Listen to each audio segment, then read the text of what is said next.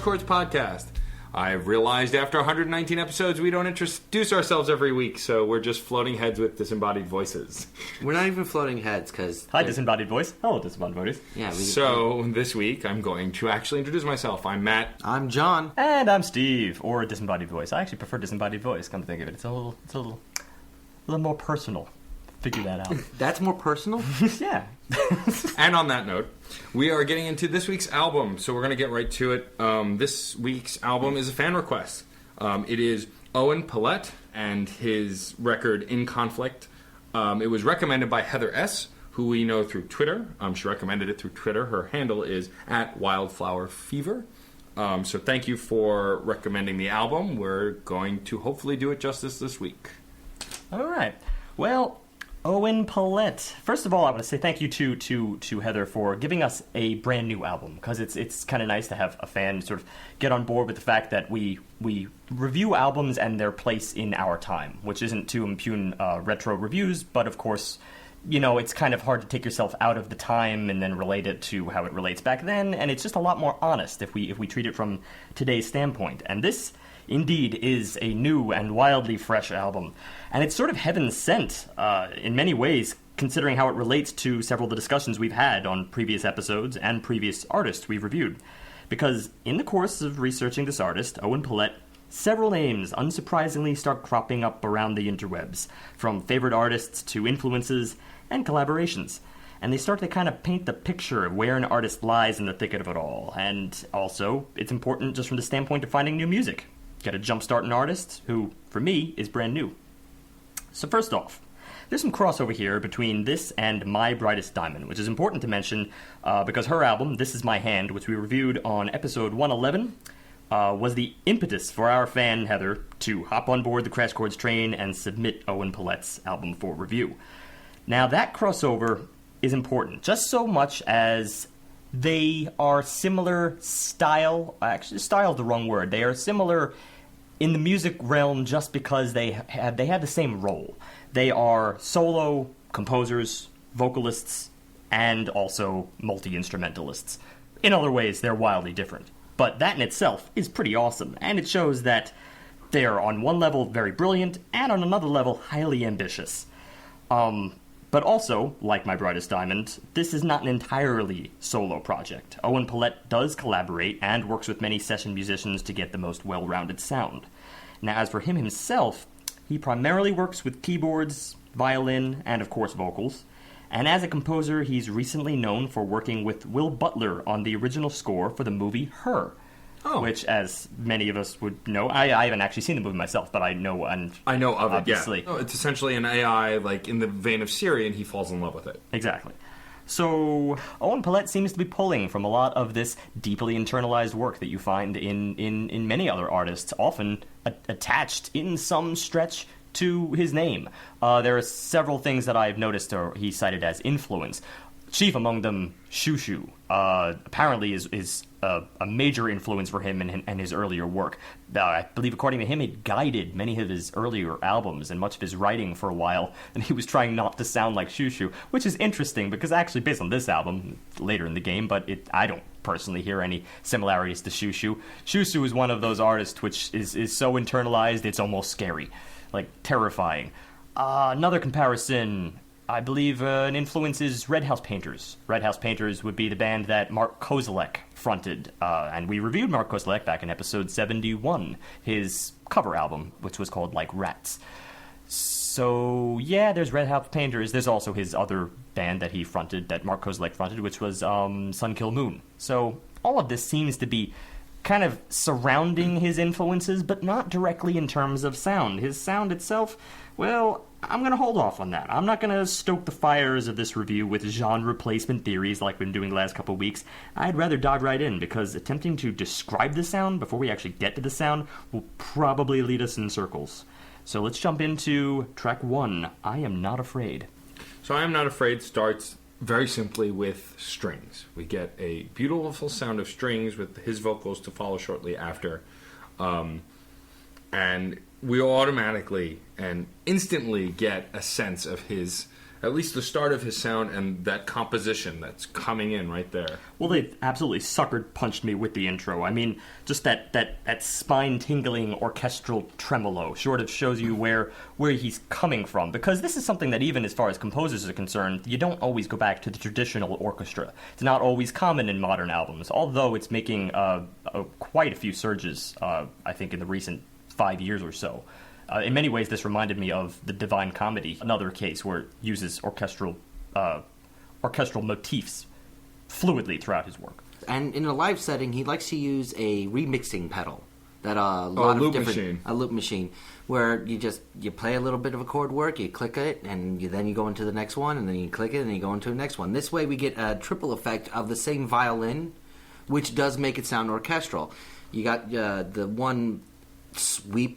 The other is a pluck, and that third is that high rise, the rising, the reaching sound. Mm-hmm. It became iconic for the album, and it was great to get it introduced to this triple, almost ensemble setup right from the get-go. Well, another thing just about the tremolos themselves, only because this kind of like rapid-fire tremolos fills out a very broad, uplifting G major chord just right from the get-go. And tremolos themselves, even apart from just orchestral stuff, is used very commonly in film, overtures, entr'actes, and heroic scenes, love scenes, beautiful, sweeping scenery, that kind of stuff. It basically embodies everything grand and awe-inspiring in the industry.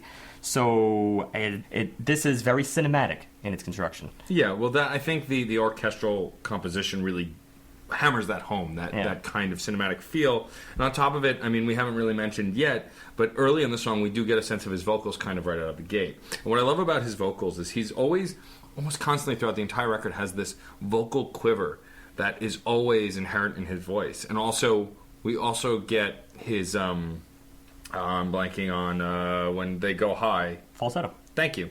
Falsetto, which is gorgeous. And we've had quite a plethora of gorgeous falsettos within recent weeks, actually. This is true. And so it's nice to have another one. He's very dynamic with his vocal work. He doesn't just kind of stick to one kind of pitch, which is kind of nice. It's he doesn't plateau. Yeah.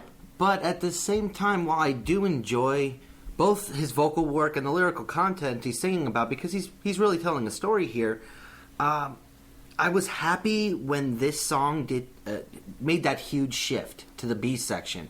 Because while in this A, it wears a little bit. Even when he starts throwing in that light little dashes of synth work just to break it up a little bit, the constant sweeping and the constant strumming of two of them, it wears on me. It does get to me. I disagree. I gotta disagree there. First of all, it's far too early in the album for anything to really wear on me in any sense, considering this particular section is wildly dynamic just throughout the A section, not even counting the B section.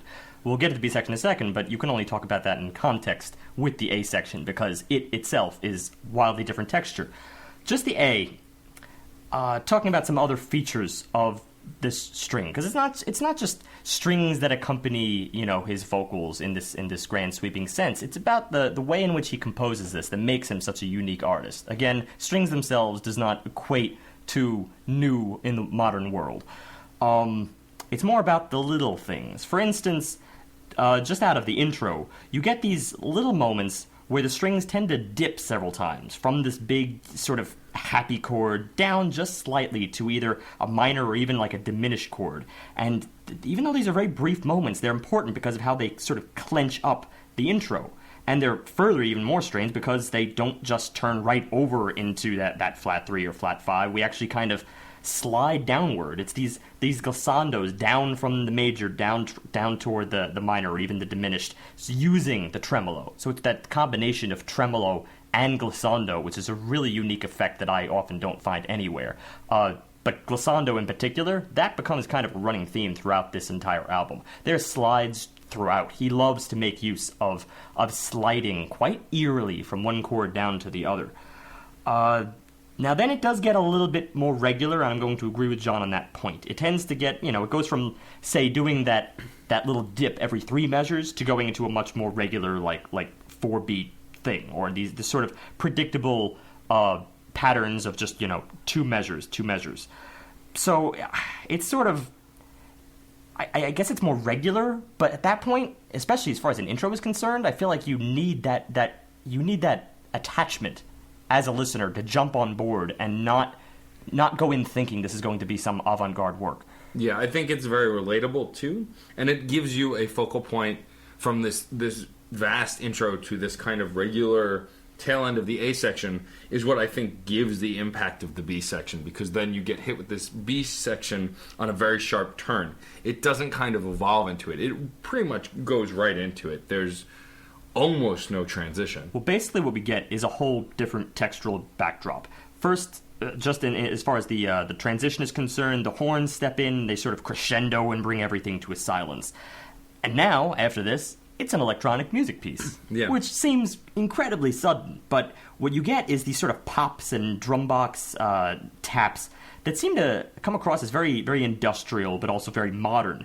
And then they're slowed to fall more on the first beat of the measure. So for the most part, I felt this B section in half time. But it's not as if the melody was slowed down. When the melody returns, it's the same exact melody as occurred earlier on in the A section. It's just it has such different framework here. In addition to the horns, what really fills this out is the piano. And that's what keeps the electronic idea that he's kind of building in here, the synthesizer, from becoming cold. It warms it. It complements the synth while keeping the melody within that original sweeping, very, very wholesome violin work that he presented in the A section. Mm-hmm. And it seems to focus also more around like the relative minor in this section, whereas the melody is still pretty much right where it was. Because, again, when you move relatively, then all the notes are still fair game.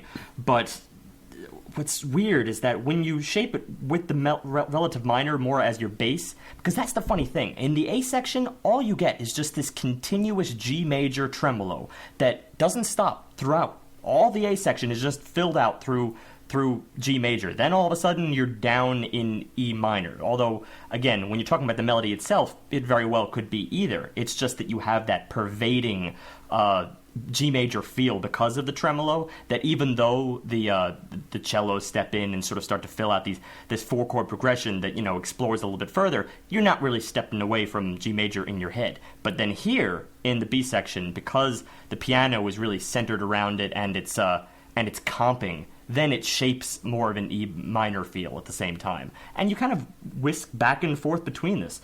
But it makes it feel quite depressing. I even got the sensation that I was in some very sorrowful anime. Or even the theme music from Merry Christmas, Mr. Lawrence, if anyone is familiar. Nope. It has David Bowie acting. Nope. Yes, no. Well, the theme music is beautiful, and it kind of reminded me here. I mean, I get that sense, and I mean, lyrically, it kind of speaks to that kind of depression also. I mean, talking about never being able to have children, giving up smoking, which is something I don't think I could ever do, the non-believers, being unable to delight in the pain of enemies, and not feeling sad over losing friends. These are kind of twisting and turning a couple of core concepts as you get in the happy-go-lucky kind of albums, or even the sad, depressing albums. It's changing a little bit different. It seems extremely personal. Well, lyrically, but it's also self-assertive. I mean, that's the funny thing here. It's but it also, amidst being self-assertive, it sort of gives these allusions to hypocrisy a little bit. In many ways, that I'll never have any children. I'd bear them, and I'd eat them, my children. Later on in the second verse, I'd never have any children, I'd bear them and confuse them, my children. And then you were just mentioning the deal about smoking. I haven't had a smoke in years, but I will catch a drag if you are smoking. It's this kind of, this is who I am, this is what I'm going to do, these are my faults. Lyrically, it's already going towards the title of the album's theme, this conflict, being in conflict either with himself or with someone else, but there's a measure of conflict here. Yeah. And the other thing is that how that relates to the melody itself, because the melodies tend to also seem a little bit in conflict. I mean, granted, on one side they can be very, very long and soaring, but that's just the thing. They're long. They're long melodies. These aren't concise things. What I notice is, as of the very first verse, is how apparent these long melodies are. It's probably the most dynamic feature. Even amidst all the strings, the melodies themselves just tend to drone on and on. He has a pretty light and a pretty high tenor, so some of his quivering as he goes through the course of his lyrics tends to come across as very unsure. And then, of course, the falsetto, when he comes across with the falsetto, he sometimes, it sounds a little bit forced, but not in the sense that it comes across, that musically it's forced and weaker. Instead, it's forced within the artistic context. It sounds like he needs to go up that high, like he's trying to prove something at some moment within these phrases. And it comes back again later in the choruses, which are a little bit more subtle because they're, colored with the piano and all the other stuff. But in general, it's the same concept. Throughout each phrase, each melody, it's very drawn out. I think this is a good place to jump off into, since we were discussing that conflict, to the title track, which is track 2, In Conflict. And what I really like about the intro to this song is the synth intro that it starts with is kind of very indicative of a synth sound that we're going to get throughout the rest of the record. It's not completely identical throughout the entire album, but it's definitely a preview of the sound we'll be getting. It's almost a 1980s use of a synthesizer or a keyboard as a piano. It's very reminiscent of that era of tonal work. It comes in just like a piano, though you don't have that hard click kind of a feel with a piano key, which it harkens back to that sort of an era. I feel like he's starting to showcase a little bit of his influences from growing up with this introduction here. Yeah, I could see that. And, I mean, of course, being very 80s in synth, it can also come across as sounding very 80s in pop as well. And the structure of this song is a lot more straightforward pop, I think, than the first track. Not that the first track is not pop by any stretch, but it's still very much that, reshaping the style of the first verse and chorus in a whole new manner. That's still very that's a heavy compositional style. This itself is really more verse, chorus, interludes, that kind of thing. It's a little bit more of it's a straightforward example, I think, for even for the strings, which really do color this track, because amidst that you're really just getting a lot of these 80s synth motifs over and over and over again. What's cool is the rhythm, though. Not that the rhythm is bizarre by any stretch. It's just 4/4, but a lot of times you can see it in a more complex manner because of the accents. The accents are off on almost every single measure. One measure, the accent is on the second beat. The next measure, it's on, say, the first and the fourth beat. And they tend to go through this cycle of accents so many times that after a while you tend to perceive it like it's in an odd time signature. It's a very independent synth melodic line. It also allows each lyrical section to musically have its own character. This build, well, it's not really a build. He tends to shift the synth line and a lot of the other through lines instrumentally to maintain the same sort of melody and the same sort of rhythm, but like you said, oddball it, to change it up just enough so while he's not necessarily building a wall of sound, he's instead just exploring different ideas with that same sort of melody, the same sort of composition, which is really enticing by itself. Yeah, but it does seem to build a lot. I mean, actually, the chorus I struck me as extremely catchy. Talking verses. Verses. Just verses themselves. Oh, yeah, sure, but the verses themselves are kind of short. But so, I mean, before it does. You're right. They build. They start to layer all the interesting things, and then by the time the choruses come in, it's full force. Everything seems to just jive together perfectly. You get that chorus, sorceress Valkyrie, you let yourself believe. Sorceress, come clean, you let yourself believe that there is nothing to lose. There is nothing to lose. Nothing to lose. This is very, depressing at the same time longing. Yeah, and I think what adds to that longing feel is like the high flutter that the strings go through in the choruses. Also on top of that, his vocal quiver that we already established in the first track is very prominent here. And I think that quiver is what gives that kind of longing feel, almost like a crack in the throat or break in your vocals. Kind of, that always kind of alludes to emotion, when you have a break in your voice. The comping here is amazing in the chorus. It's just so impactful. The strings especially. The strings are very majestic and they kind of come across like the strings that would normally comp during like a funk track from the 70s. A lot of times they used strings in that manner, and it's true. It's majestic at the same time, kind of groovy. So it seems like this album kind of hit a little bit of a pop stride, but pop on a whole nother level. Pop-like, as far as I know, no one else has done. Yeah, I think that the thing about the pop version that he's kind of leaning towards, though, is that it's not incredibly pop as far as other artists that we've covered this year. He definitely still keeps it as his own and shows you that composition style kind of still breaks it from the samey framework of generic pop. True, and this track is not devoid of that compositional style. For instance, just following the chorus, we get a very odd instrumental. This strange part where the E flat major steps in, and then it slides down to a D flat major. And that's, I think, another one of those examples, like the wheel on the keyboard, where you're trying to change everything over, like a whole step down, and then it goes another half step down, this time to C minor. So this is like this defeatist portion of this track where everything is just falling and getting a little bit more clenched up, and amidst this other things start stepping forward, like the strings themselves. They got a lot more faster and they're very short, very staccato. It starts energizing this track and it starts to get it going, so that by the time it reaches the second verse, everything's a lot crazier than it came across the first time. It's not just introducing things, instead you're fluffing them up. Really bizarre sound effects, like those THX sound effects like we get in the beginning of movies, swells and retreats. It does a good job of building the conflict that he titled this track with. I especially like the second part of that second verse. The shadow of violence is the shepherd of sense. I love that line.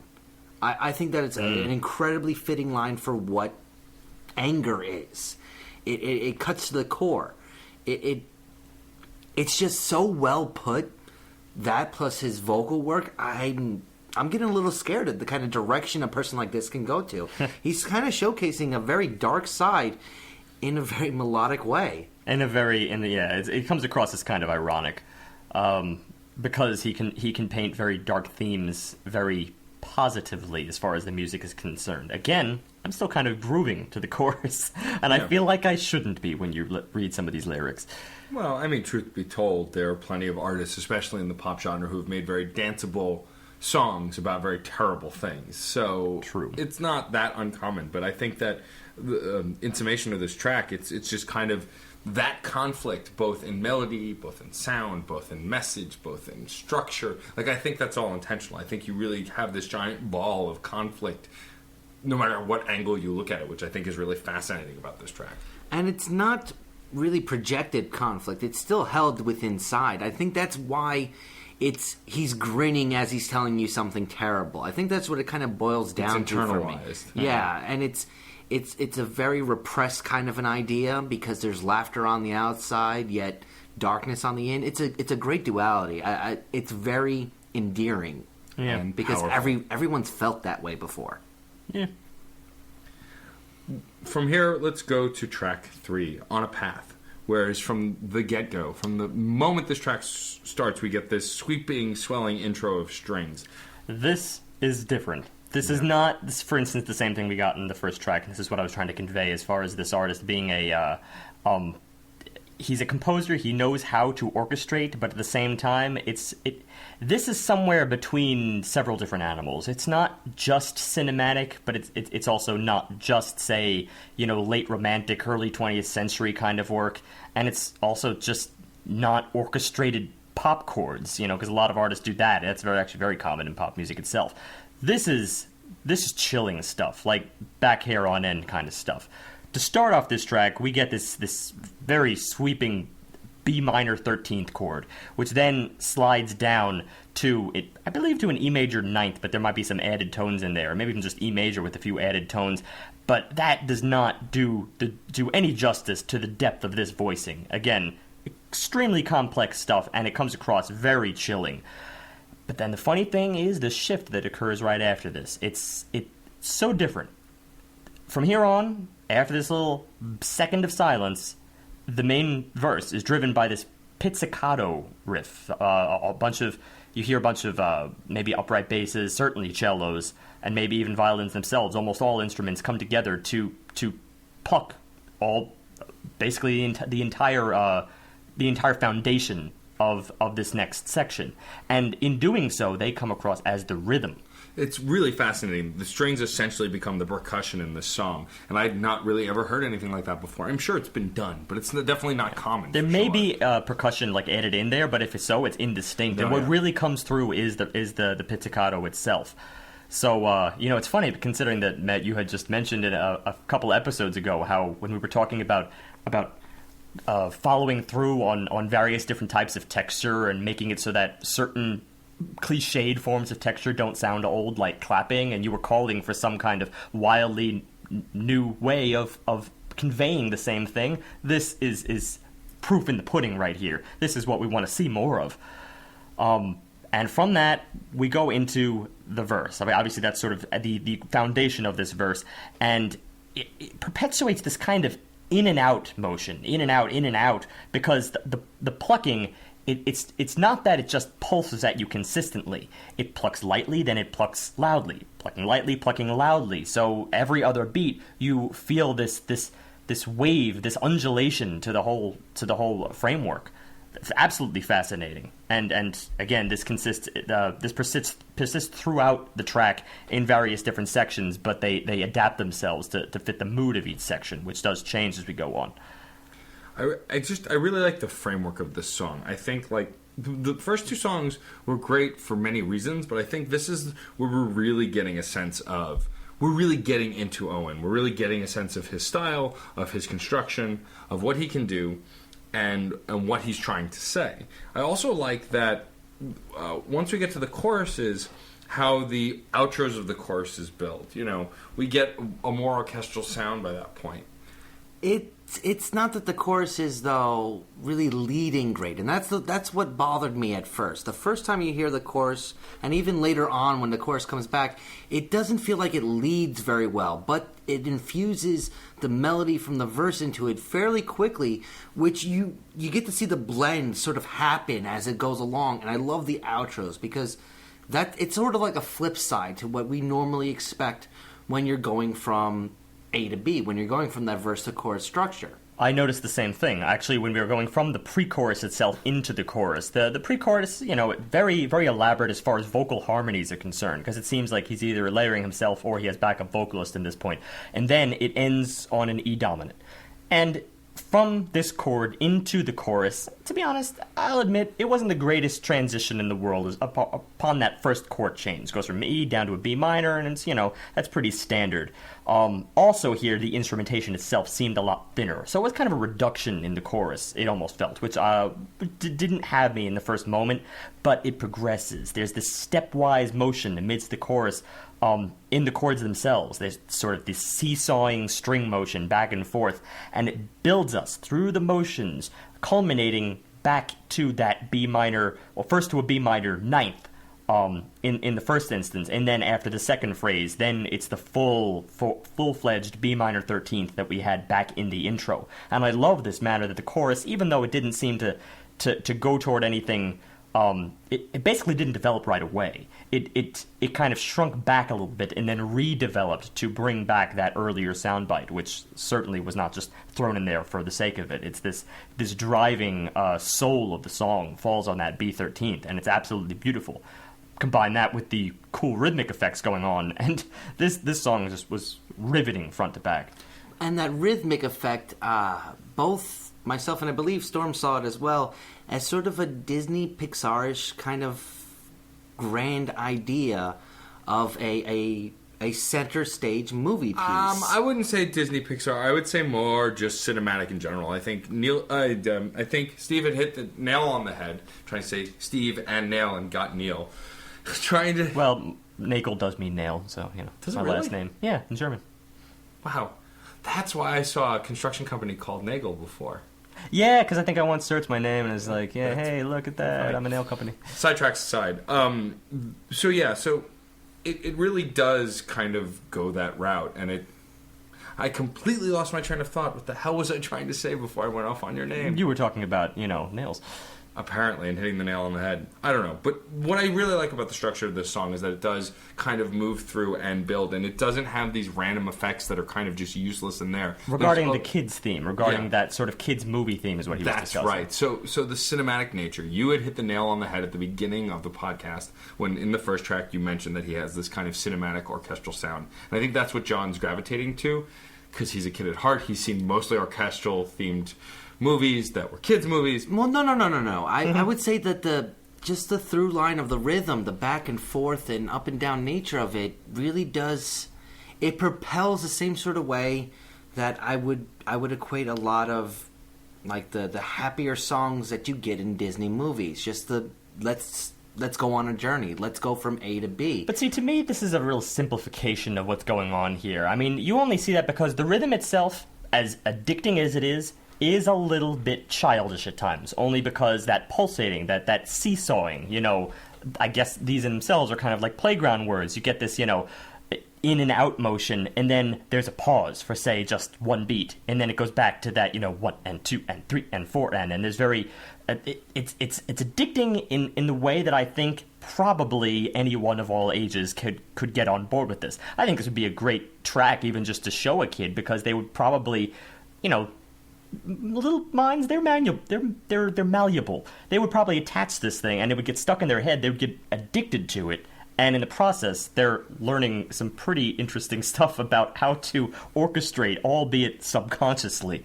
It's exactly the kind of track I would love to share, but that in itself doesn't equate to a Disney movie. I don't think I would find it in plot. No, I would still make the argument because the content also can lean towards this way, because the content is all about kind of moving on, growing up. Less the going from a terrible time to a positive time or anything of that sort, but merely the passage of time changing perception, the passage of time changing who you are as a person. Fair enough. And there's one section of this track that definitely supports that, but it's also the portion that I think retracts from the other part, because this is the portion where I don't think a kid would be able to. I mean, unless you're a very advanced kid, then maybe you could get on board with this. But that aside, there's a bridge in this song, a deeply experimental bridge, and this is probably as close as I would ever get to calling him avant-garde, although this is still very very accessible stuff. It plays around with the in-betweens. It starts layering in these vocals set apart by very, very wide intervals, stacking them one on top of the other, one vocal harmony on top of the other, and it creates this sort of round for the duration of this section before I think finally returning to another verse and chorus toward the end. But for the midst of this section, it's the chance for this track, which otherwise has a simple rhythmic and simple tonal construction. This is the chance for it to play around in a really complex way. Yeah, and it bleeds right into that kind of orchestral close, that more romantic, I think we all agreed towards the end. It kind of felt of that era, maybe not exactly, but definitely alluded to. Well, whenever it swells up to those 13th chords, I always I guess supposed to think of like a late romantic time. But at the same time, that's pervaded most of 20th century cinema composition. I could see John Williams doing this kind of thing in a heartbeat, not to mention many other great composers for cinema. It seems like he has the knack for cinema composition, and of course, we know he does. Composed for her. Yeah, and needless to say, it's a great and strong close to the song, kind of going out in that romantic swell. Yeah, I guess the point I would make to close this off is that it still comes across as original. I don't want to just throw it into this, sweeping pile of like, it's cinema music, I said it resembled, I didn't say it was. Fair enough. And that takes us to track 4, which is called Song for 5 and 6. Which is, in case you missed it, track 4 is called Song for 5 and 6. Don't worry, the numbers are going to get a little more confusing in the next track as well.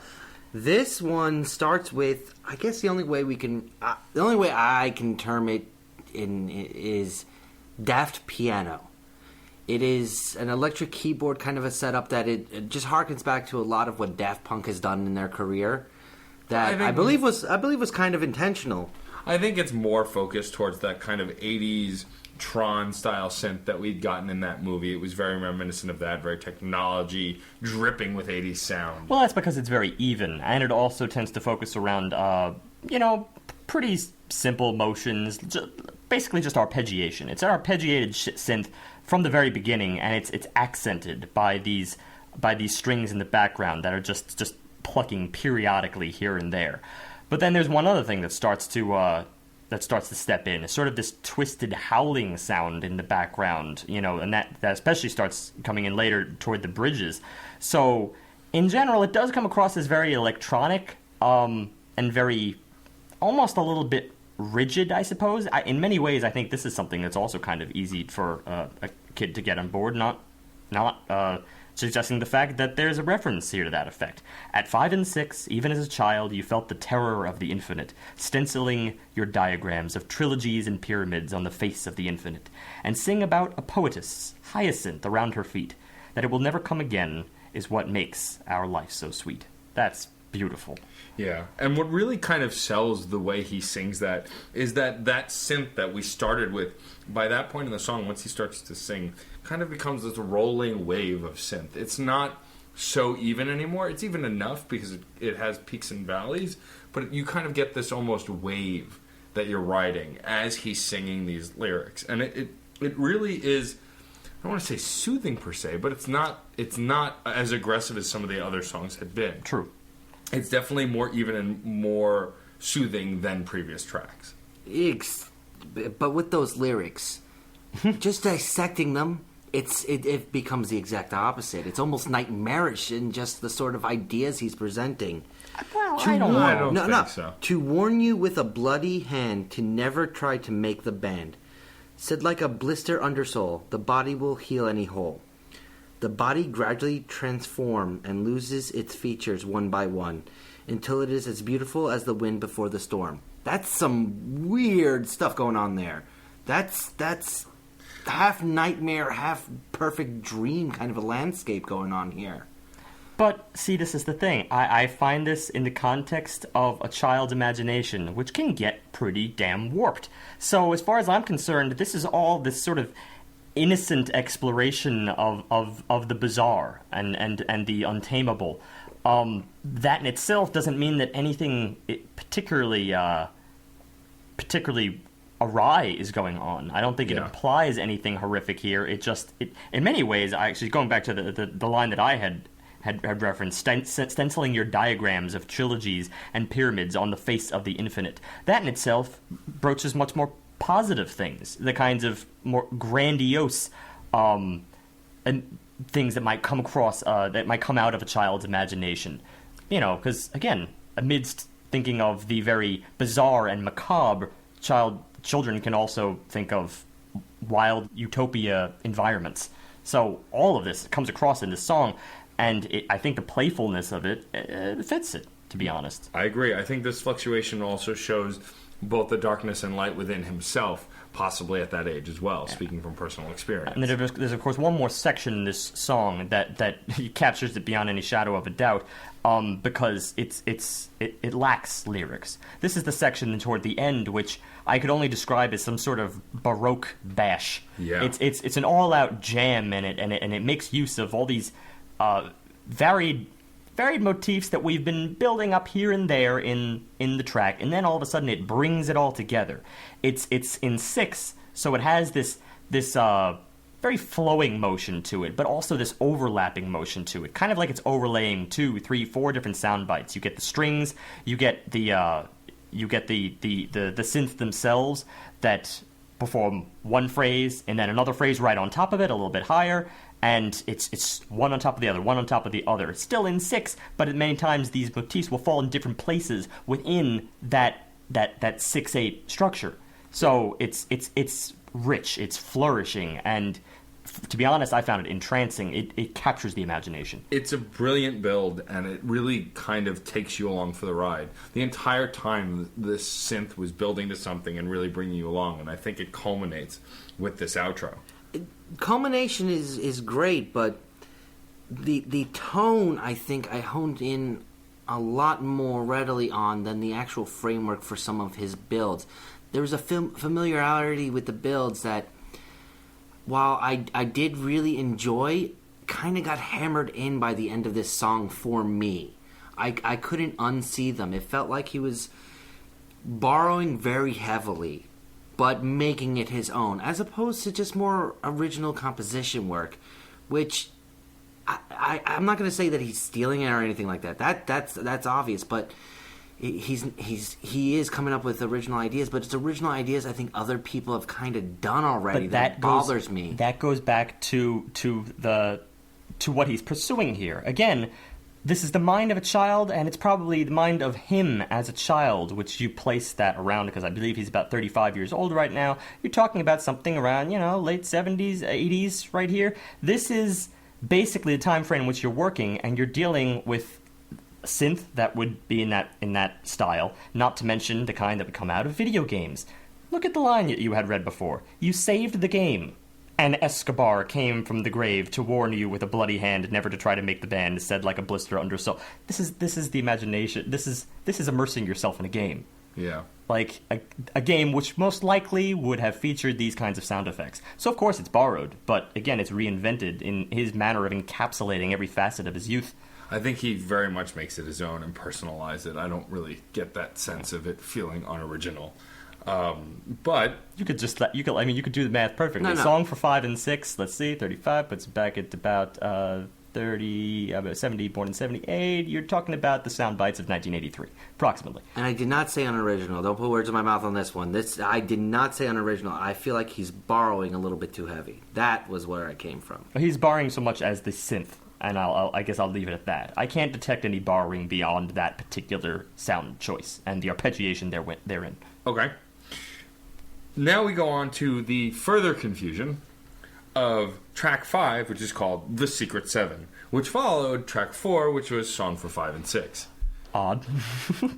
So, The Secret 7, the first thing you really notice from the moment the song starts is we get this composition that at this point we're getting used to a certain style choice, but there's this drone.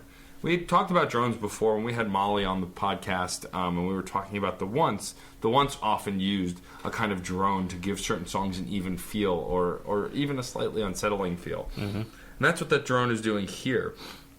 To call it a drone, though, is a little bit unspecific. Only because a drone, you typically expect just the word drone to you would associate it with something deeper. And in this case, it's very high pitched. It drones on. It doesn't stop, but it's this ear-piercing tone, like the kind that people report when they have tinnitus or something like that. And it's off-pitch, it's unsettling, and the funny thing is it exists over a song that without it would be fairly normal, fairly standard pop, uplifting. But the funny thing is that when that's there, it's waning, it's phasing a little bit, and it keeps you from feeling the settled nature of I suppose most of these verses. It makes you feel a little unsettled, a little uneasy. It kind of adds a hollowness to this track that would have otherwise been somewhat romantic, I think, without that drone. Yeah. And I don't say it's entirely uplifting. The chorus, for instance, the chords do clench up a little bit. Particularly, let's see.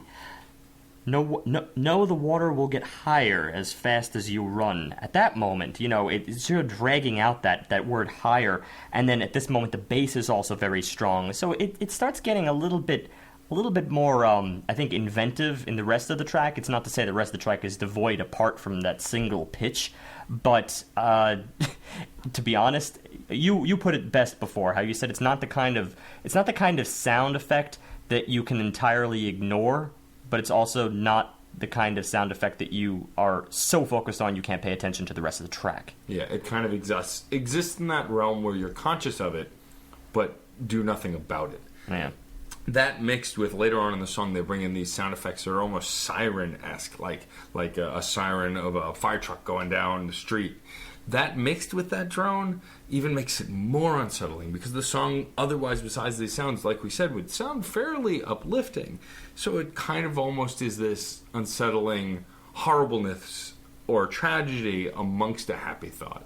Well, these aren't really the happiest of thoughts. This is, once again, I feel like he's grinning on the outside, because on the inside he's thinking it don't get better. To hunger, even back in his arms. Know the water will get higher as fast as you run. He repeats that as fast, if I'm not mistaken. I think so. I'm out on the street with an open case and a mandolin, and with every coin, I'm born again. Faith will return to you, my friend. Yeah, he's getting up there. He does have a little bit of hope. But later on, sun, it rises to shine upon the wreckage of our broken, bloody union. Come on, I mean, he can't just say something happy, even when he's portraying a happy melody. Even if he had not included that tinnitus whine, if he had not included some of the disjoints and chaos that he throws in here, he just can't just be happy-go-lucky. He still has to go to a deeper place where not everything is roses. Well, there's several features of this track also that I think fill that out. For instance, what you do get is almost like a narration here. There's this comp work occurring in the strings that's a little bit independent of the underlying riff, and then amidst that you also get these varying chime pulses. So there is this like push to keep everything connected and keep it positive. But then you get the next chorus and breakdown. From there we go into the instrumental. From the instrumental, it's reduced to merely the tinnitus ringing, almost silence amidst that, and then gradually things start stepping in again. You get this eerie dawning of strings, which are themselves very melodically independent of everything else. They're the only thing going on. It's just the tinnitus ringing and the strings, and then things gradually start coming back together. For the end, the final stretch, the last verse you get and the last chorus you get seemed almost like it was a little bit thinner, like a little bit weaker than the original. So I do get a sense that there's something sort of starting to fail in the progress. It gives this feeling emotionally of a falling apart or falling out or giving up almost. And I think that not only in the lyrics is that conveyed a bit, but definitely in the emotionality of the tone as well. The song really does a great job of trying to make a connection with the listener and telling them they get better, even though he has to still talk from personal experience that things don't always get better. But he's the sort of person that's gone through the same sort of idea, which is why the song lyrically closes out with him giving out his number, his telephone number. That's the last line. And from what I understand, I believe it's his actual telephone number. Interesting. No area code, so you're gonna have to look that up. But that's actually reaching out to your friends and going, "Hey, your life is effed up. So is mine. So is mine. Call me." Well, that's just it. In the beginning of that verse, the sun it rises to shine upon the wreckage of our broken, bloody union. Does it fill your gaps like it fills mine? The sunlight creeping across the line to rest upon the site of our ruin. And if your mother doesn't answer, give me a call. Here's my number. It's very self-reassuring, but it acknowledges that there's some things you just can't fix. Yeah. But in that he's saying, you're not the only one who's going through this. I have too, and please reach out. Which I find a lot of artists do, especially when they have a more sensitive side or they're speaking personally. They kind of convey this emotionality that is essentially saying, call me, you're not alone. There are other people who are suffering with you. We can talk. That's why I really appreciated the motion of this story, that it starts out with that nagging problem in your ear, which is conveyed through the ringing, and then for a while that's the only thing present, where the whole focus of the problem is centered on that. All you hear is the ringing, and then it starts to build back, because obviously life has to continue at some point, and you always find people to support you in those times. So again, this is just a brilliant message conveyed musically, which we don't see too often in this manner. Through the use of texture, he's conveyed that particular emotion of loss and feeling on the outs. From there we go to Chorale. track 6. No more numbers for now, anyway. Well, there are numbers, but that's actually in the track. So, chorale. First of all, it features the brass section from the Philharmonic Orchestra, which is important to note. So he has, again, lots of session musicians coming in to sort of fulfill this vision of his. And indeed, the brass, it's full force here. You had described it originally as sounding regal. For instance, one of the main things you hear here is the French horns themselves. I think French horns are the most, they seem to stand through the most, because it's this very deep, but at the same time, rumbling, not quite, not very bright. It's a little bit muffled, and that's the essence of what the French horn is best at doing. Yeah, it's regal, but also almost ominous. Like, I equated it to the horns before an execution. Well, this is because, actually, that's an excellent analogy, and also because of what the horns are doing at that particular moment. They're sort of falling down the minor pentatonic here: B flat, A flat, G flat, E flat. And pentatonic is one of those things where, you don't quite feel like you're in minor, at the same time you don't quite feel like you're in major. You're sort of drifting between the two worlds, like you're caught in some kind of odd funeral, let's say. The rhythm supports that also, because it's just hammering this home in 7 time. So you get these implacable tones amidst this implacable rhythm. And it just seems like there's no handle in this particular track. Well, I like that. He doesn't seem to go through the same motions of build that he'd done in the previous tracks. This seems to be very focused on those horns and on, I guess it sounds like a piano being attacked or being played with hammers, because it's not just crashing or breaking noises. It sounds like nailing the keys down, literally nailing the keys down on a piano or a keyboard. It's a very interesting duality between that and the very drawn and, like you said, deeper work of the horns that really makes it very a distinct sound. Well, what you're describing here, that sort of the pops, the creaking, you even heard it as water droplets or construction work. This is like the texture, the color that fills out most of this track. And sometimes it sounds as if it's not even integrated with the rhythm. It's just independent. It's occurring. It's fulfilling your setting, but it's very often separate. Yeah, it feels like its only purpose is to set the mood and the setting. Yeah, and there's no distinct pattern to it. It seems either, or at least it's not. That's not the main focus, really. It's purposely evading you. Well, that's why I said earlier that it had, like when we were listening previously, that it had kind of given me this intention of a pre-execution imprisonment, because the water droplets, the construction sounds are almost things being banged, like a chain gang kind of a thing. I mean, and it doesn't necessarily have to be that, but that's just kind of the impression I got with the mood, the horns, and those sound effects. And it works to the lyrics. Out from the heavens, one of the 7 comes to collect me while I am sleeping. Holy enemy, leave me be. I'd be leaving too much behind me, unfinished, unripened. And I love the lines, he is a creature of song, in his voice a model of the kingdom of heaven. But he comes from another world, a world I could never believe in. I love that line. It's so much imagery without actually using the roots of the word imagery. It's a vocal imagery. It's not actually painting a picture. It's purely painting a sound. What would the sound of heaven be?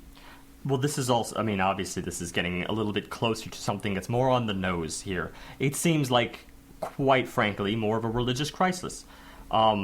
This comes out of some kind of doubt, even just with what you said. He's a creature of song, and his voice a model of the kingdom in heaven, but he comes from another world, a world I could never believe in. It's that doubt that seems to drive this song. But also this sensation of judgment, and that goes back to more what you said, Matt. Like, your time is upon you. If you are waiting, say, to be executed, which is obviously that it brings to life that old quote, there are no atheists in foxholes. Whenever your death is upon you, you cannot help but wonder, and perhaps even hope, because that's basically your only recourse at that moment. Otherwise, that's it. Yep, that's the end. Yep. And I think that this song kind of conveys that both in the lyrics that John's quoting as well as in the sound. And this is another song where we're really getting a sense of a theme. So it's between both of you in many ways, because it fills out both of your ideas here. It conveys both the judgment and the doubt at the same time. Because there's a majesty to this. There's a certain majesty amidst that regal brass feel. So perhaps regal is the wrong word. Although if you say kingdom in heaven, then of course that can apply, in a heaven sense, in the same light. But there's so much doubt amidst this that it's like you're being called to something that isn't there. It's almost as if the angel of death is his favorite composer, or the ultimate composer of music. It's an incredible idea. I see that as sort of he's personifying this. It's a very unique concept, to be honest. And one thing I do want to hone in on, this is one of my favorite vocals of the entire album, especially towards the end, the way the horns, going as deep as they are really paralleling and accenting his voice. The comping is phenomenal here. I love it. I really can't get enough of it in this song. And even the horns themselves, it's the harmonizing, the 4-part harmonies within the horns. This is something that I want to see so much more of in music that isn't in pop music, even rock music, or just anything that's released. Because a lot of times this is more what you'd get, say, during a military ball, say during obviously an actual church service. If you're obviously presenting a real chorale in the grand sense, but it's a tone that you just don't find very often nowadays within the muffled and yet stately sounds of horns, trumpets, French horns, that kind of thing, but integrated with other instruments. When they're harmonized, they're beautiful. It sounds like it's so integrated in the way those sounds just come together. Yeah, each pitch of it. It's beautiful. We're really getting a sense at this point in the record of what his sound is. And even though we can't pin it to a specific genre, I think that we don't have to, because it's reminiscent of those bands that you don't really want to pin to a genre. You just want to embrace their construction and their sound, and we're really getting a sense of it very strongly at this point in the record. And we come out of this track almost like a kingdom has just fallen. This very sorrow weakness as we go into track 7, The Passions, which begins on an even darker front in different ways, perhaps. The intro is straight up synth. We get kind of no other instruments in the very beginning. It's just straight up synth work with interesting pauses between the phrases. It's both musically and vocally, he puts inflection and pauses in very unique places. Instead of finishing a complete sentence, he pauses and then finishes the sentence. Very, very astute places. And obviously this is very slow, so that's another thing. When you're in a very slow kind of droney sort of track, then to all of a sudden stop it is like your breath has just left you, before you get the chance to pick it up again. That's aided, of course, by the swells that enter this. But let me just explain a couple of other things here, because first of all, I think one of the drones that I felt is sort of this E pedal beneath this. I feel this in E somehow. At the same time, the beginning seems to go from like A major to C major. It's this working around this triad work here, and then this very eerie but at the same time very gorgeous melody, kind of like a 1960s noir romance here. That's the framework. Amidst this, the color that we get, as I just said, the swells that occur around this kind of go back to that THX sound effect, this sweeping, sliding sound effect that comes in irregularly, just in the right places to confuse you a little bit, make you feel even more unsettled when you were just about to start, settling. And he uses his lyrics to also create this unsettling feature, not just in their content, but in the pacing of the lyrics themselves. We talked about the drugs and we decided to abstain, but still we locked ourselves inside, and then it's the way he just inflects everything, and the way he catches his breath in between words it's really worrisome. It seems like there's a hesitance to tell this story. And we start to get towards the crux of the matter when you hit that line, which, face it, you don't have to be reading lyrics for this to kind of catch your ear. You hooked your pinkies on my jeans. I'm 28 and you're 19. So clearly you have a deal of this sort of age gap forbidden romance transpiring here. Not that that's terrible, 28, 19, but you're clearly dealing with two very different stages in life. Instances in which you're going to be heavily dealing with perhaps doubt surrounding you. And scrutiny, I'm sure. Scrutiny a lot, yeah. And then he follows that line up. He follows both word blocks because it's just verse work here. Because I wouldn't call the chorus what follows it compassion, the long drawn out wailing almost, but yet still tender. The choice of that word. It's tender, and that's the thing. During these choruses, you have it's tender. It's also a little bit blissful. But it strikes me as the dream amidst this that this will work. This has to work. We feel for each other. It seems there is compassion present. Therefore, we believe in the fruitfulness of this endeavor. But that's just not coming through when we get back to the verses. And even amidst that chorus, there's other things that take root here, other things that make it very apparent to the listener, like this is all some big lie. Like, for instance, those THX sound effects again, as I can only call them, because they're these sweeping slides down from above, like everything is just clenching in. Life is closing in on you. All of a sudden, you don't have the same options as you did, and your life is not yours. That's the pain that I feel in this chorus. But again, it's a bit of a mix. You feel the bliss as well. It's just the pitfalls of life here. This, like the namesake of the album, is supposed to make you feel conflicted, or at least feel the conflicted emotion that maybe they're feeling. That's why it kind of feels somewhat blissful, but they still have that kind of level of hollowness that still makes it a little bit eerie. Well, the second verse takes that even further with, the innocent fun soon to be will start to feel like currency as we try to get it on in bed. You've given me your home and head. I mean, I love the double entendre work going on right there. I don't think I need to explain it. But even just the first line, the innocent fun soon to be will start to feel like currency. How cold could you get? That further implies that perhaps the compassion that was touted in the previous line was a lie from the get-go. There's no blissful outcome here. It's like trading favors. What I also really like about this track is, even though we get the unsettling from the sound bites, from the pacing, from the lyrics, when we get to the close of the track and we get towards the outro, it almost tries to move into this romantic sound, but then has these very awkward and halting pauses for just a beat. But absolute silence in those pauses, which, when you have music that's constant and then a pause, that even if it's a beat or two, it's completely unsettling because it gives you enough time to go, hey, wait, where did there it is again. Mm. And it really cements home this unsettling feeling that this song is trying to convey. The lovely, lovely story of passion and lust, well, it's not a fairy tale. That's what it shows. It shows that there is a grounding in reality for this sort of an idea of you can have the passion, but the problems. There are always problems in every relationship. These are just so much more present and in the forefront in how he's presenting it that, well, everyone's had that rocky relationship. It works so well.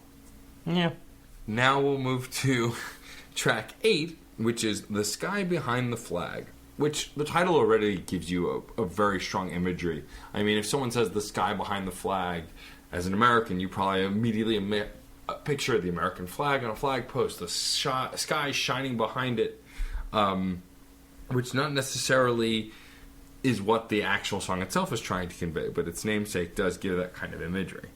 Well, this is more of a march, so it's conveying that imagery in some sense musically. It feels more like a march. For instance, you hear the snare drum in the background. That's a big staple of your military patriotic march.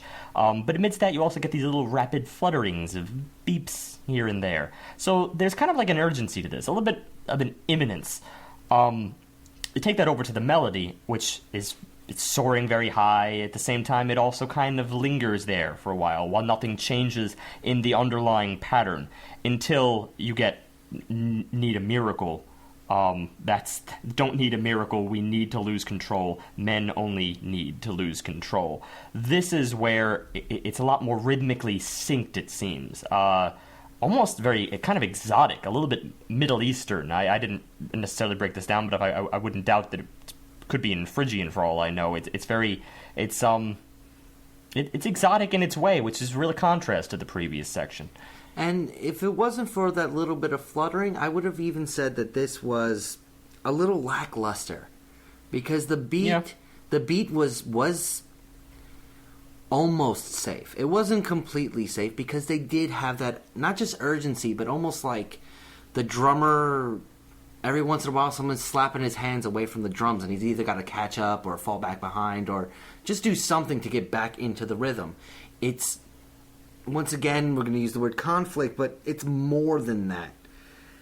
It's that slight variation that just keeps me intrigued. And then it goes to kind of expected building that undergoes that complete tonal shift, where I thought the track was going in one completely different direction, and it ends up going, I guess I want to say, the antithesis of what I expected.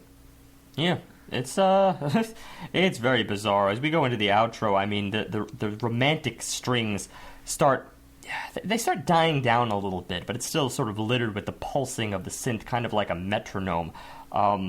So there's a lot of mood swings to this track. It seems a little hard to place. Yeah, emotionally it's hard to peg as well. I mean, which actually might... the patriotic kind of imagery we were discussing just by the title alone, this kind of almost schizophrenic track that's hard to place emotionally, kind of embodies an over-patriotism. You know, this kind of thing where you're proud of a thing but also feel shame for the same thing.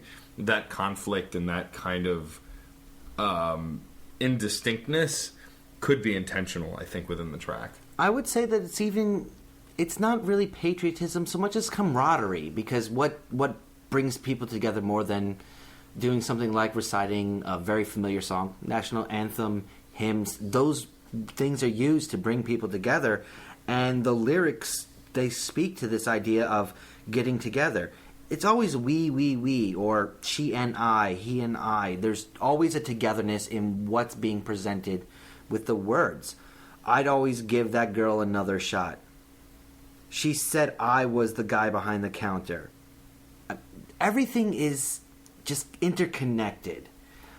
I feel like this is almost a friendly call to arms more than anything else. But at the same time, it's also this...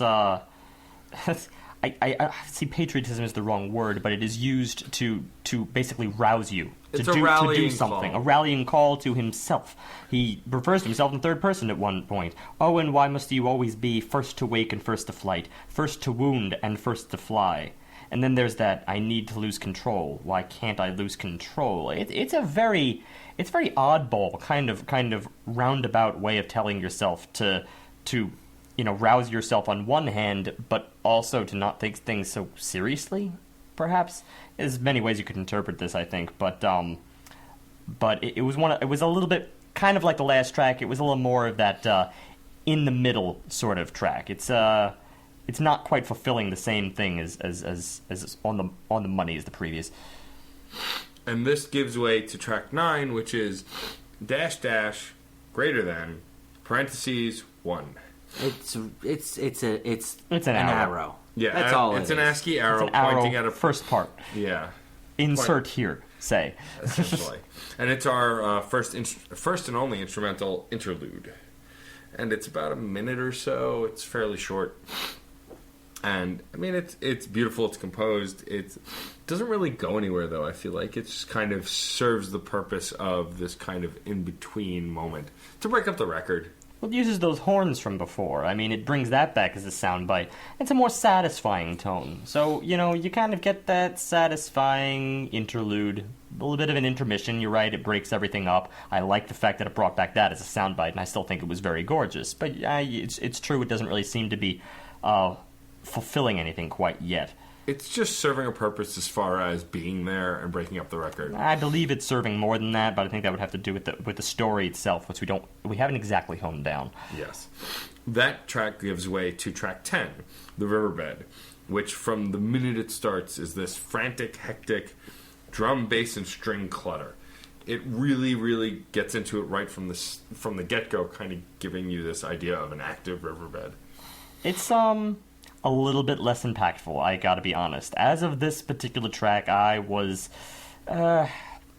I was a little bit disappointed, only because not only the fact that we've had an effective intermission here, and I sort of wanted it to move in that sort of grand let's bring it home in a different way, or try to fulfill the story as you would expect a story to be fulfilled after an intermission. Plot moves forward, things get a little bit deeper, and it's true. The franticness does kind of helps a little bit, but it was a little bit too repetitive for me. This particular track just settled me with almost one groove, and it just went on and on and on. The bass has this halting rhythm. The strings are sweeping as always, but that itself is not really helping this out. Even the final bass of this track, with almost no lyrics, is only furthered, I guess, by the heavy, fast-paced drum. Again, more of a rousing call to arms kind of thing.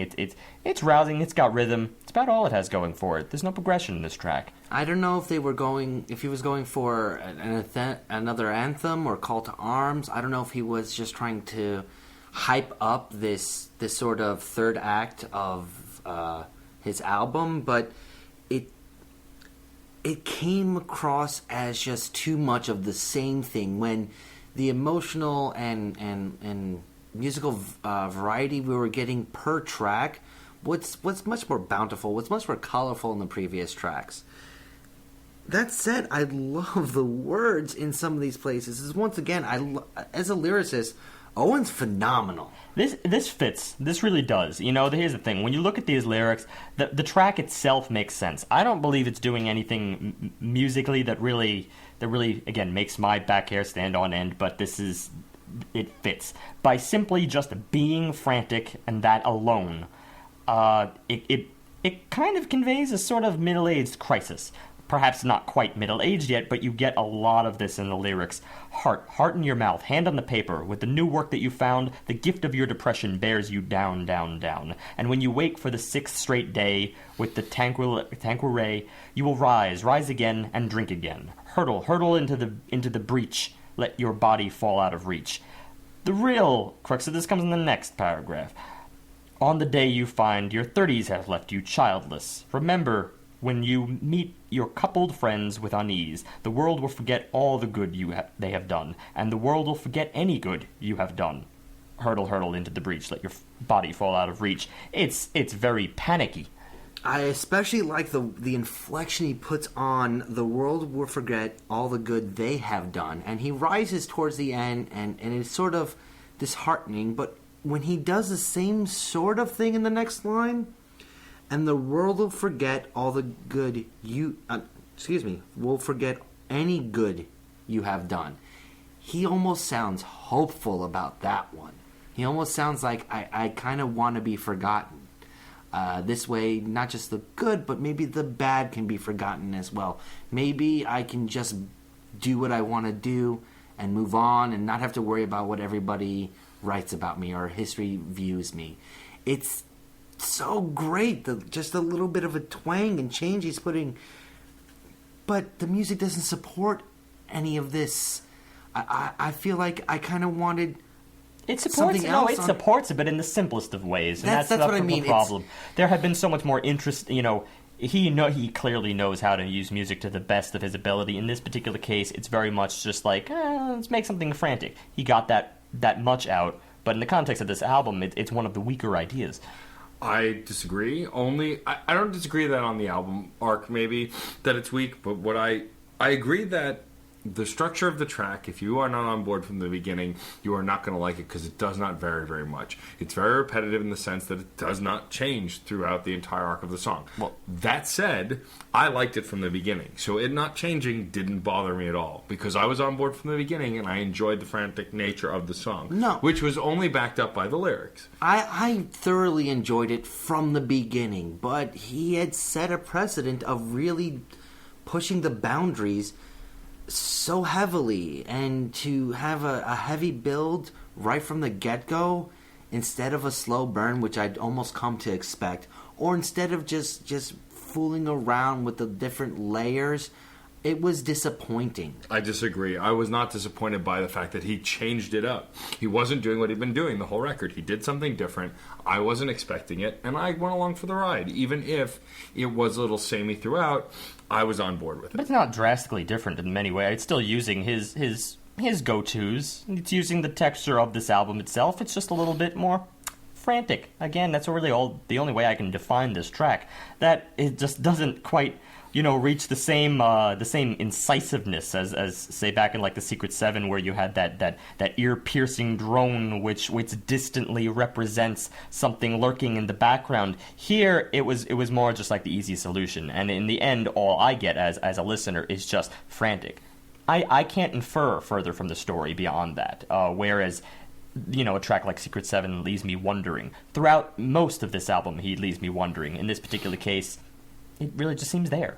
Yeah, I'm not getting any major metaphors of like an angel composer of death or anything like that. Yeah, it doesn't have that tone to it. That's the thing, I guess I was just more okay with it being very on the nose. He's captured a range of other emotions. Perhaps you just feel a little short on frantic.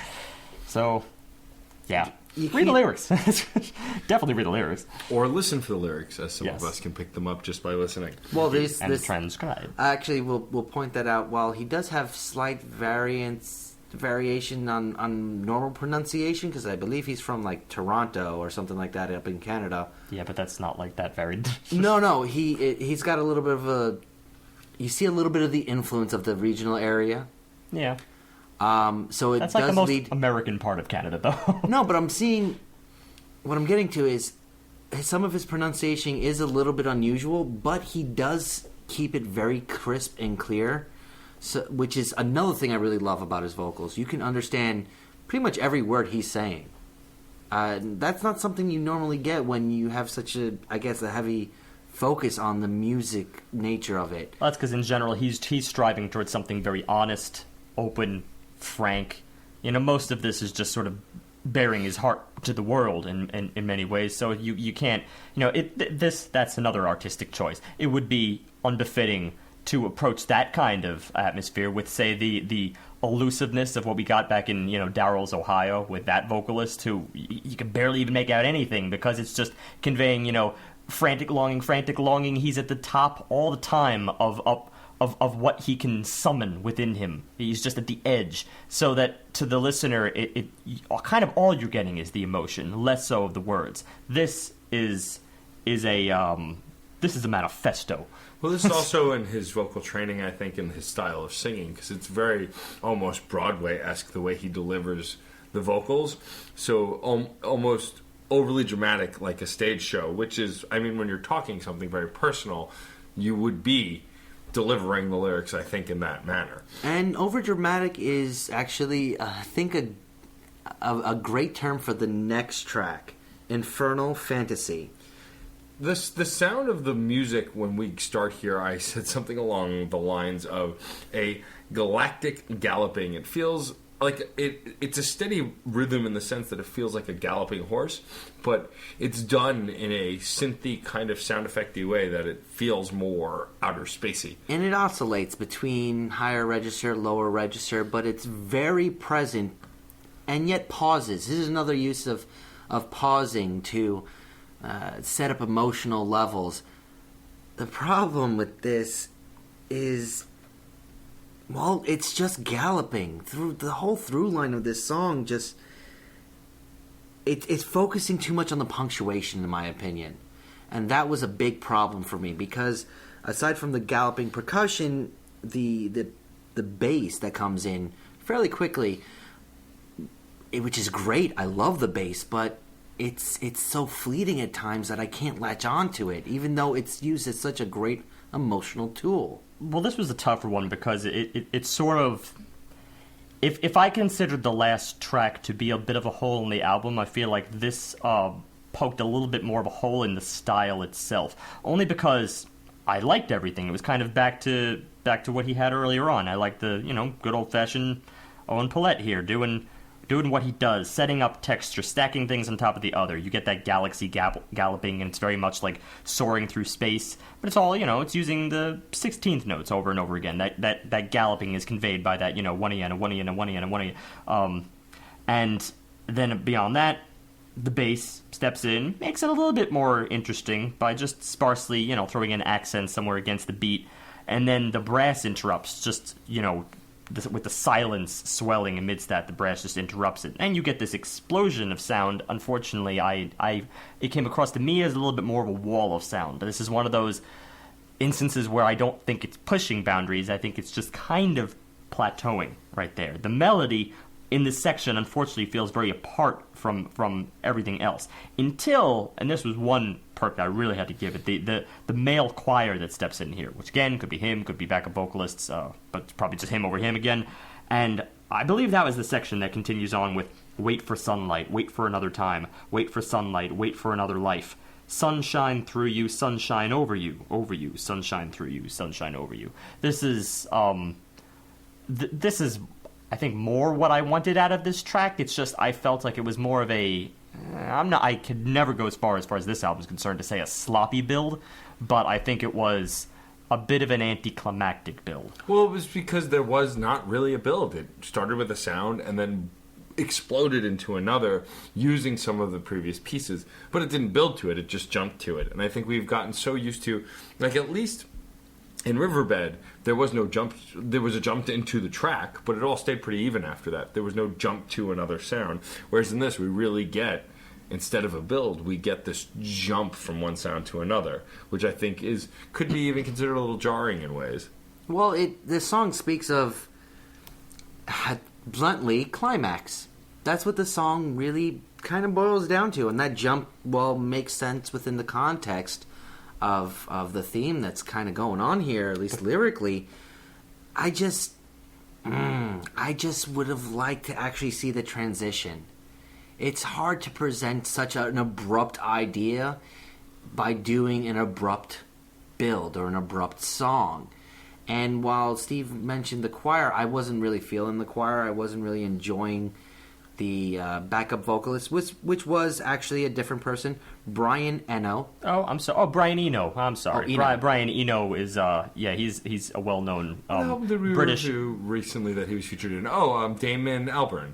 That's right, Damon. He's a pretty well-known British electronic artist. Mm-hmm. So, and he's actually been on record. I should have mentioned that in the beginning that he was featured in this album. He has a passion for backing vocals.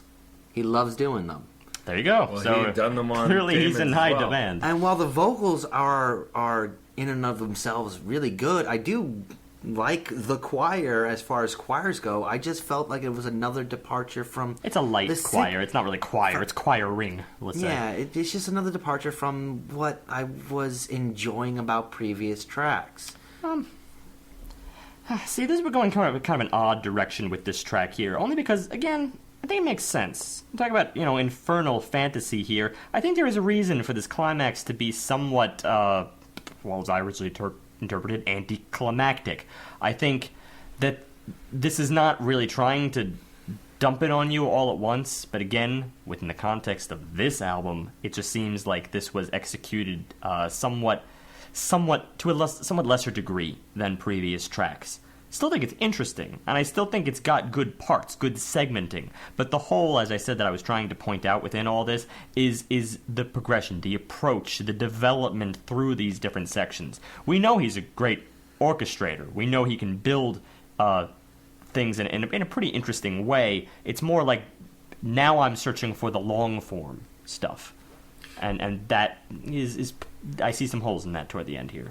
And I think that's a fair judgment of this track. And again, as we are inclined to say, it's not by any means a bad track. In fact, it's still quite phenomenal. It's just, I think, considering what we were getting earlier on, it's not leading up to expectations. But also, maybe we're setting our expectations a little too high. It felt... Hey, he set them. Yeah. That's fair. But I think that the next track, track 12, which... it's so hard to pick a favorite, but I might by the end. But this is definitely up there as one of my favorites. He reels it back with this track, track 13, Soldiers Rock. And there's a really simple reason why, for me, I really like it. And I've discussed this when we had Schaefer on as a guest, because he's known to do this in his music a lot. But I really like progressive choruses. I like choruses that stay the same in tone, but the lyrical content changes to progress a story. And this song has a very, very, very strong narrative. And the choruses really convey that progression very strongly. This is also the antithesis to everything I said before. This is, well, as you said, again, progression. This moves forward. This takes me through, not to mention just an idea that I was curious in just from the sound of it, and then when you really get into the lyrics here, it's the interesting concepts breed interesting approaches. So we start off playfully, very playfully. It's almost like a stroll in the park, and that's kind of what you get from the lyrics themselves too. Out on a bicycle, a reflection left behind. The desires of your daughters, they will never be defined. Wild pedal, wild energized by the stolen vodka and triple sec. Wheels spurting up the flecks of mud on your blue jeans and your turtleneck. I'm out on a bicycle feeling God is on my side. It is so positive at this moment. But let's continue here. My mother didn't believe in discipline or the unconscious mind. Oh, when you finally realize our love is found between the walking and the dreaming. Oh, we find one another in the afternoon. We bathe each other in the evening. And fittingly, through this little stroll in the park, it's a mandolin that I think generally drives this. It sounds like a mandolin to me. You get these little spurts here, very short, 2 strums and a rest, and 2 strums and a rest, but it's also very fast paced.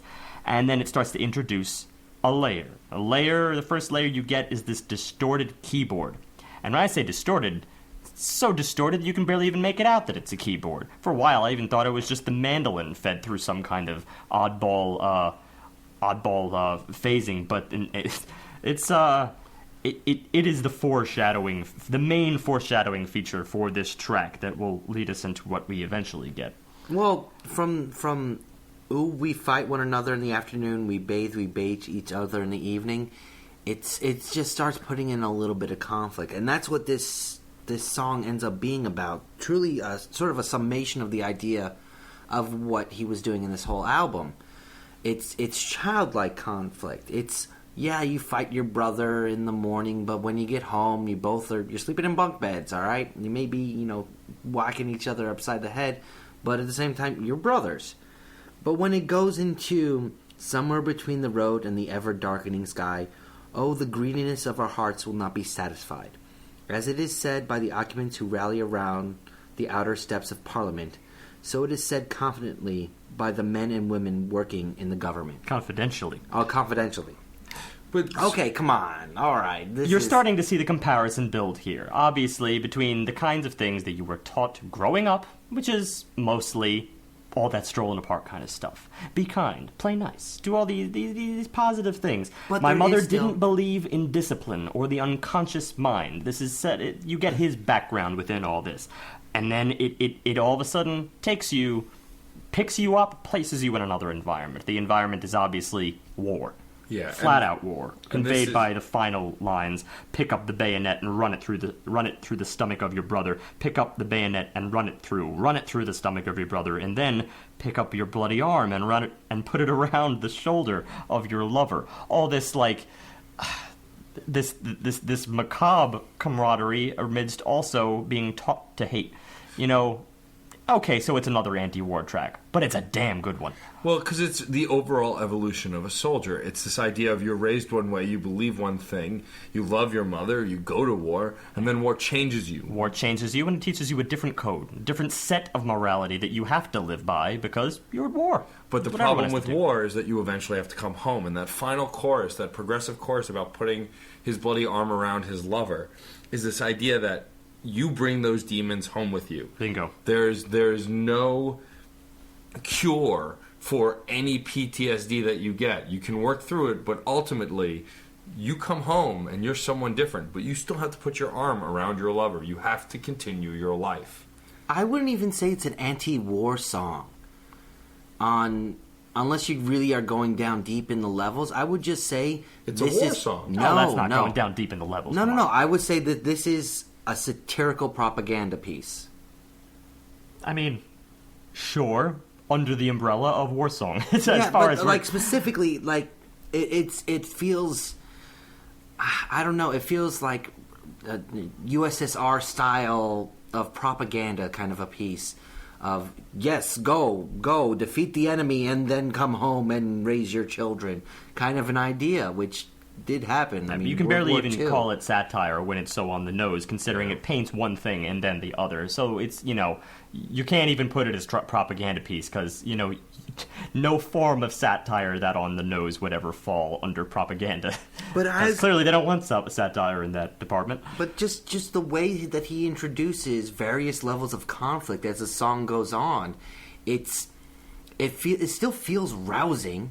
It doesn't feel like it's fighting against anything that the lyrics or the vocals are doing. It feels like it's purely supporting it.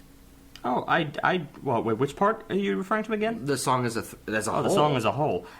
No, I can't buy on that. There's too many layers here that are foreshadowing in a variety of different fashions. One, of course, is that distorted keyboard. Another is the fact that this is another track in 7. So, you're not exactly feeling the 1, 2, 3, 4, rah, rah, rah, rah. It's kind of, keeping you a little bit at bay. Can't quite pin down the rhythm all the time unless you found it, then you can kind of glide along with it. But it's still an odd choice. The real musical moment where this comes to fruition, all of this is basically painted by the strings themselves without any need for lyrics, is the instrumental that comes in the end where the strings, this is one of my favorite moments on the entire record. When the strings come in, they actually serve the function of conveying wartime sounds, say a strike or a blow or an explosion. And they convey this through highly dense, highly dissonant chord, I can't even say swells, which is interesting because he's been swelling so much throughout this album and performing these gradual rises up and rises down. In this case, it's just accents. They enter in really harshly for the duration of a beat, half a beat, and then they're gone as quickly as they came. And amidst it, you kind of get the sensation that you are at war. When you combine that with this very awkward 7-time feel, it conveys the chaos of the battlefield in many ways. So this is the point, of course, that precedes that return to home before pick up your bloody arm and put it around the shoulder of your lover. This is the motion that led you to that moment. I think as a complete idea and song, it's probably my favorite song on the record. It's just thematically, every inch of this song conveys exactly what the message is supposed to be, from the music to the emotion to the lyrics. It's so solid, and it's also probably one of the most brilliant ways I've heard a war song conveyed as well, because a lot of them tend to be very obvious or very straightforward. Very obvious, very straightforward, and also at the same time kind of light and airy at the same time. Like it lacks the meaning, it lacks the knowledge, of course, of the warrior themselves. Very much, a lot of it comes from folk places on a pedestal where you never actually had to deal with war. You can just sit on a hill and judge. This is actually sort of pointing out the hypocrisy point blank, while at the same time it's not really making any indictment. It's not even making any indictment at the war, the warrior, the soldier, or the government even committing it. There seems to be an unwritten indictment there, but that's only so much as how any person, when you really think about it, could realize how much of a contradiction it is in terms of what we're taught and then what we have to do. It's strong. It's really strong stuff. Yeah, and we don't get a break from this. This song concludes with those final lyrics, a little bit of instrumentation, and then goes exactly right away into our final track, track 13, which is another ASCII arrow pointing at a 2 in parentheses. Obviously, it's supposed to be a second movement or the conclusion, or it's hard to say what it's exactly supposed to mean, but this song from the get-go is eerie, disgusting, kind of wet, kind of grimy feeling almost. It's you're supposed to feel unsettled, whether incredibly so or not, or just a little. There's definitely this kind of darkness to this track. Can't call it a song at all. It's peace. There's no lyrics. It's all conveyed through the music itself, and those water droplets, which sometimes also sound like insects, just sort of clopping along, popping really bright stuff at the same time. You're right, there is kind of a darkness in there, especially when the very cinematic string section starts entering in. You get this mostly in 6/8, and there's an eeriness in it here, but I just can't place it. This is the oddball nature to this to the wrap of this album, is because I feel like I'm getting a variety of stories, all centering around, of course, that overarching theme conveyed by the title of the album, In Conflict.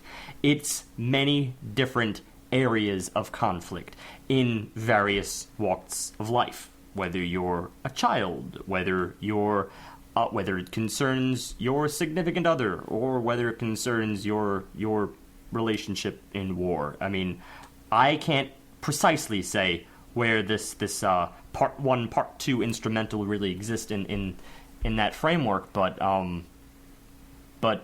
it perpetuates the mood, at least. That's all I can say for it. I think this is a great place for us to kind of take our wrap up, because this song kind of is a summation of the entire record, as far as it's kind of a wrap-up of the entire conflict that Steve was talking about. Even though in many ways it's just an instrumental that kind of loosely captures it, but I see what you mean. It's a good wrap-up track, and I think that, first of all, to start, Owen Pallett knows exactly what he's doing. He's carefully constructed this record. I feel like there's nothing that happened here by accident. Also, the other artists we had compared him to, St. Vincent and My Brightest Diamond, who are also solo composers who do very interesting work with multiple instruments. He's unique in the fact that he is less influenced by pop than the other two were. The other two had very strong pop influences, at least in certain songs, if not throughout their entire records. Whereas Owen is kind of still using a focus on instrumentation through a more cinematic orchestral feel. There are very few moments where you don't get a sense of this kind of cinematic orchestral music. There's pop structure moments, but there's nothing on here I feel that really sounds like a pop song. Maybe in moments and in parts, but definitely not on a whole.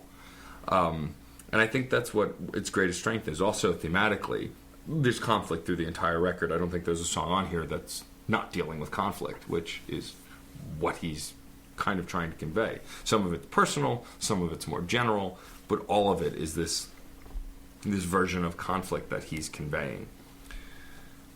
There's no songs that I hate. There's nothing I don't like.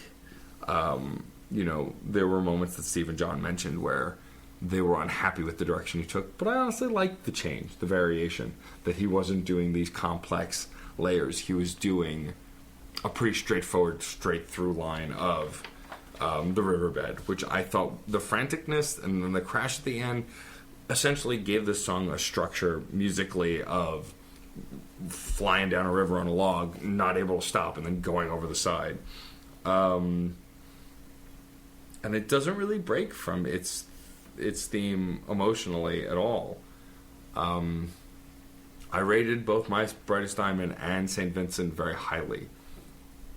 I'm annoyed at myself a little bit now, and I'll probably bring it up in the year in review.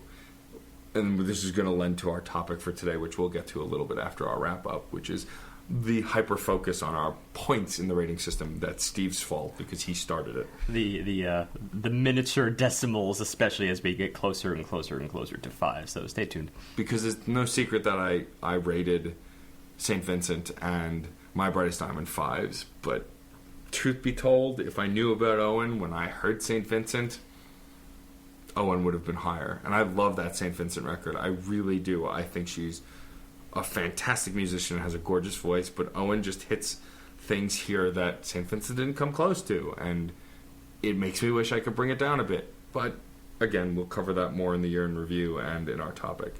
So that said, my, I think, only third 5 of the year is Owen's record. This record is just mind-blowing to me. I didn't know what to expect when I heard it, and I'm so grateful for Heather for recommending it, because I think it's absolutely fantastic from start to finish. There are issues like any other album, but I think people who are trying to do a modern orchestral sound, this album is the blueprint for where we can go with mixing, layering, instrumentation, lyric writing, emotionality. I really think this is a strong stepping stone for what's next. A lot of words you use there I want to bring up again, which is like cinematic. Just that word itself is a very telling descriptor for this album, because we have landscapes in the music. The brushstrokes of his choice of chordal work, the palette he uses in his designs. I can make 1,001 different great allusions towards paintings, because this music really drives that idea home. But it drives the idea home in the realm of distance, musically, yet personal, lyrically and vocally. It's a great combination for me of what's going on here. Great texture, and that's something that we keep bringing up week after week. I know Steve's actually getting tired of that word. Great texture, but at times he seems to wander a little bit too far afield in this landscape he's created.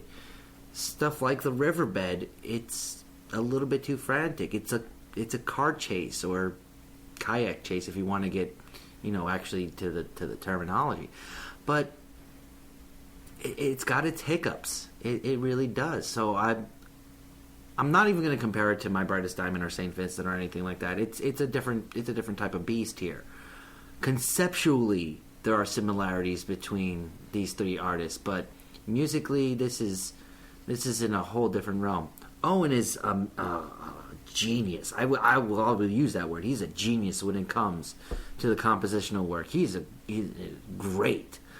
Doesn't even begin to describe what he can do. But it does have some of that fallings when he gets an idea, which I think he just goes on a little bit too hard with. That being said, I mean that's like his one failing in this whole album, as he just likes an idea a little bit too much, and it's still great ideas he's coming up with. So for that, 4.75. It's right between that great and truly epic piece. I wouldn't, just from my point of view, I just don't see it quite as a 5. It has everything you spoke of, but I just see a little bit of flaws mixed in with everything else. Oh boy. Well, we're clearly hiking up this album here. This has got a lot of things going for it.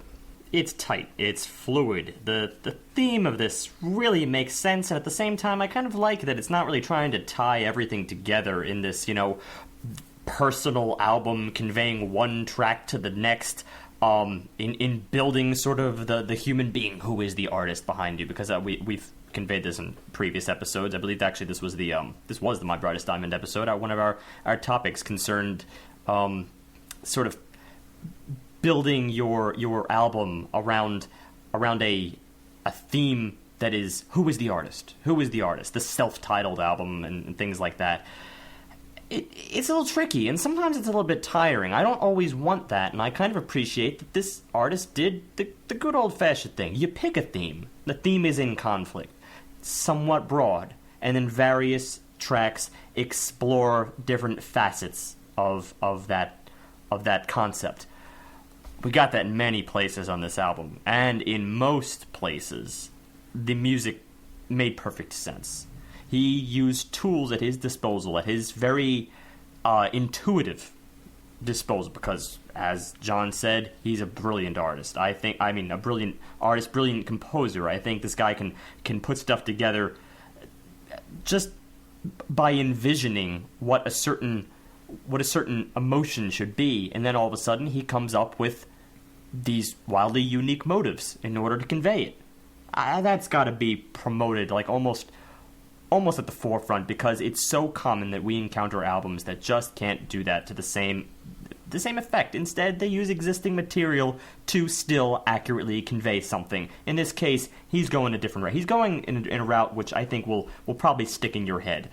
At least it will shock you and make you know what's out there. If this album had any flaws, they're subtle. They're really, really subtle, and I don't think it's going to be apparent from an academic standpoint. I think it's more apparent when you view this album over and you take certain tracks, which we've already identified individually, but I don't think it's just that. For instance, The Riverbed, I kind of share John's view on this, and to some extent Infernal Fantasy as well, and perhaps the two instrumentals, just in terms of defining their place in the grand scheme of things, and it was a chance for him to experiment a little more than he did, I think, in these particular sections, although they're still very gorgeous. Some tracks, though, on this album I have to promote just for their sheer brilliance as 5-star tracks, which really hike this album up considerably. I think if anything suffers here, it's arc. Not theme, but arc. Theme is flawless. I think I have a problem in the overall progression of this album in terms of where he's delivering me that spine-chilling material. It comes in spurts. It completely retracts in others. He trades out various different tools. For instance, the strings. Sometimes he'll focus on that a little more so. But I think it's just by the same token, it's just as heavy of a synth album as it is a string album. As a cinematic, string album. Instead, it kind of goes more toward the electronica sides in many points. Very many places, this is married. In others, it seems more like a casual trade-off between these two things. In each department, excelling, but not always yielding 100% one to the other as this artistic vision, but instead kind of bringing these two together in more of a heavy-handed manner. I think this is going to be worth about 0.2 points for me, which puts this at about a 4.8. Because that's a pretty serious gripe, and I think it may hurt how I remember this album. That said, individual tracks on this album are solid. Many different individual tracks are just solid front to back. They make up for in strides what the album may lack in its entirety from the first track to the last. So I think 4.8 is pretty fair. And this is a pretty good jump to our discussion, because we really need to have a frank discussion about how we rate in the upper echelon, as we've encountered lately, and we have frustrations to that effect. Before we run to our discussion, I just want to amend something I said. This is the third 5 I gave. It's actually the fourth. I want to keep our numbers consistent. It's the fourth 5 I've given, but has... And which 5s have you given? So My Brightest Diamond, St. Vincent, The Futures by... Future Islands. The Future Islands, which... Singles. The Singles was the record, and now this one. So those are my 4 5s. But, I mean, by our pattern alone, I've given more 5s than you guys have. So it's not surprising, really, to anyone who's been listening a while. You defined what your 5 is early on, I think, in our podcast career, which is just a solidly good album that people can learn from, and it does have chilling moments. And in general, I don't think you try to be terribly specific or terribly nitpicky within that. Yeah. If you can't, if it's something that you can easily ignore or bypass, and I think that's a fair standpoint. It's sort of the one you want to tattoo on your heart. Pretty much, yeah. But you get nitpicky the same way that Steve and I do, in your own different way, and that's where we'll start talking about our discussion. Why do we give 4.8s over a 4.75?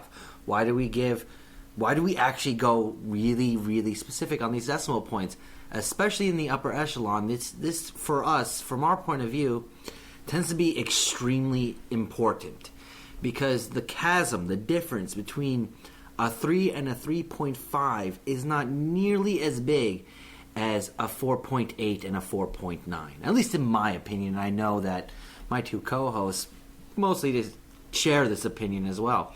Because something something to propel something, from a 3 to a 3-5 range would just be, well, they're making music, but they're making really good mainstream, or they're making really safe, great ideas. But something that goes from a 4.9 to a 4.8 would be, well, that's a very dramatic shift in that arc, like it was today for you, Steve. That is something that really drags it down, and that 0.2 is a huge difference from a perfect album and a near-perfect album. I see what you're saying. Say if we go from a 3.2 to a 3.3, are we really saying something serious just happened there? That's why you don't often find, any, specifics that affect. If you look back into the backlogs on our Crash Chords at a glance page, where I have all of this outlined in an Excel document, which is more for our reference purposes than the listeners. At the same point, I do encourage, any listener who's been following perhaps any of my ratings, John's ratings, or Matt's ratings, that they may want to organize our ratings in the same way, and also organize our total averages, just to see exactly where we line things up. And indeed, it gets very tricky.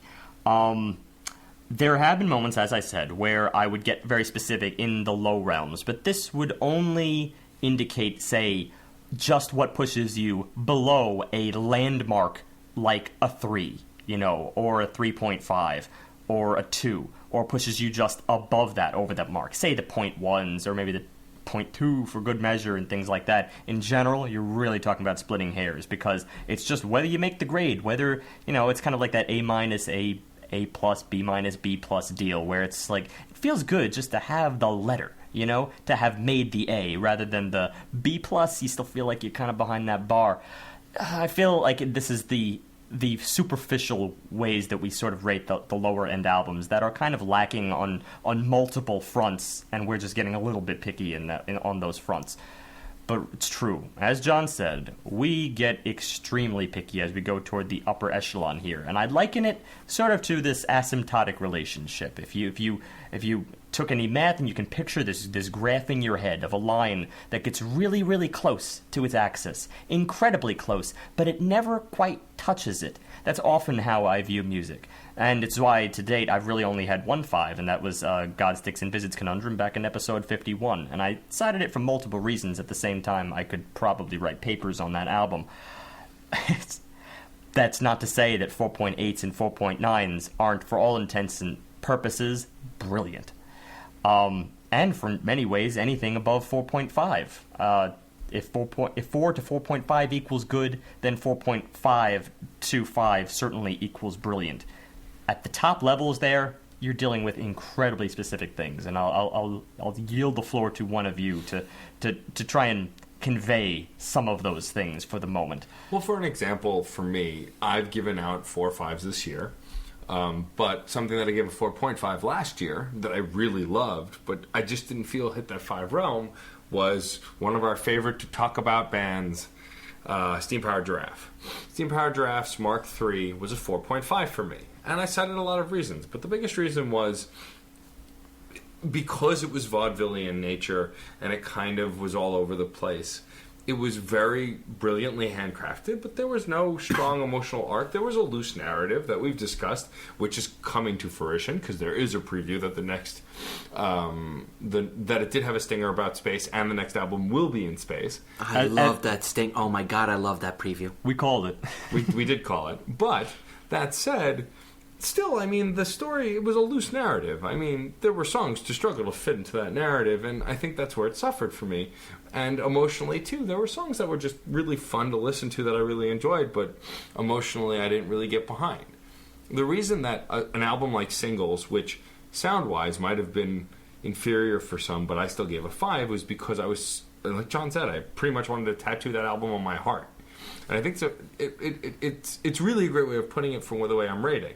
But those 0.1s or 0.2s come off for me when, if you really hit an emotional void, like you have a strong emotional arc, but then there's a couple songs that are kind of void of emotion, and not in a cold kind of way, but just in a, they're kind of just pop happy songs. Well then, I mean, what's the point? Like, if you're creating a strong arc and that reprieve doesn't serve a purpose, it's like, going to hurt you. How strong could it be if you felt the need to have filler?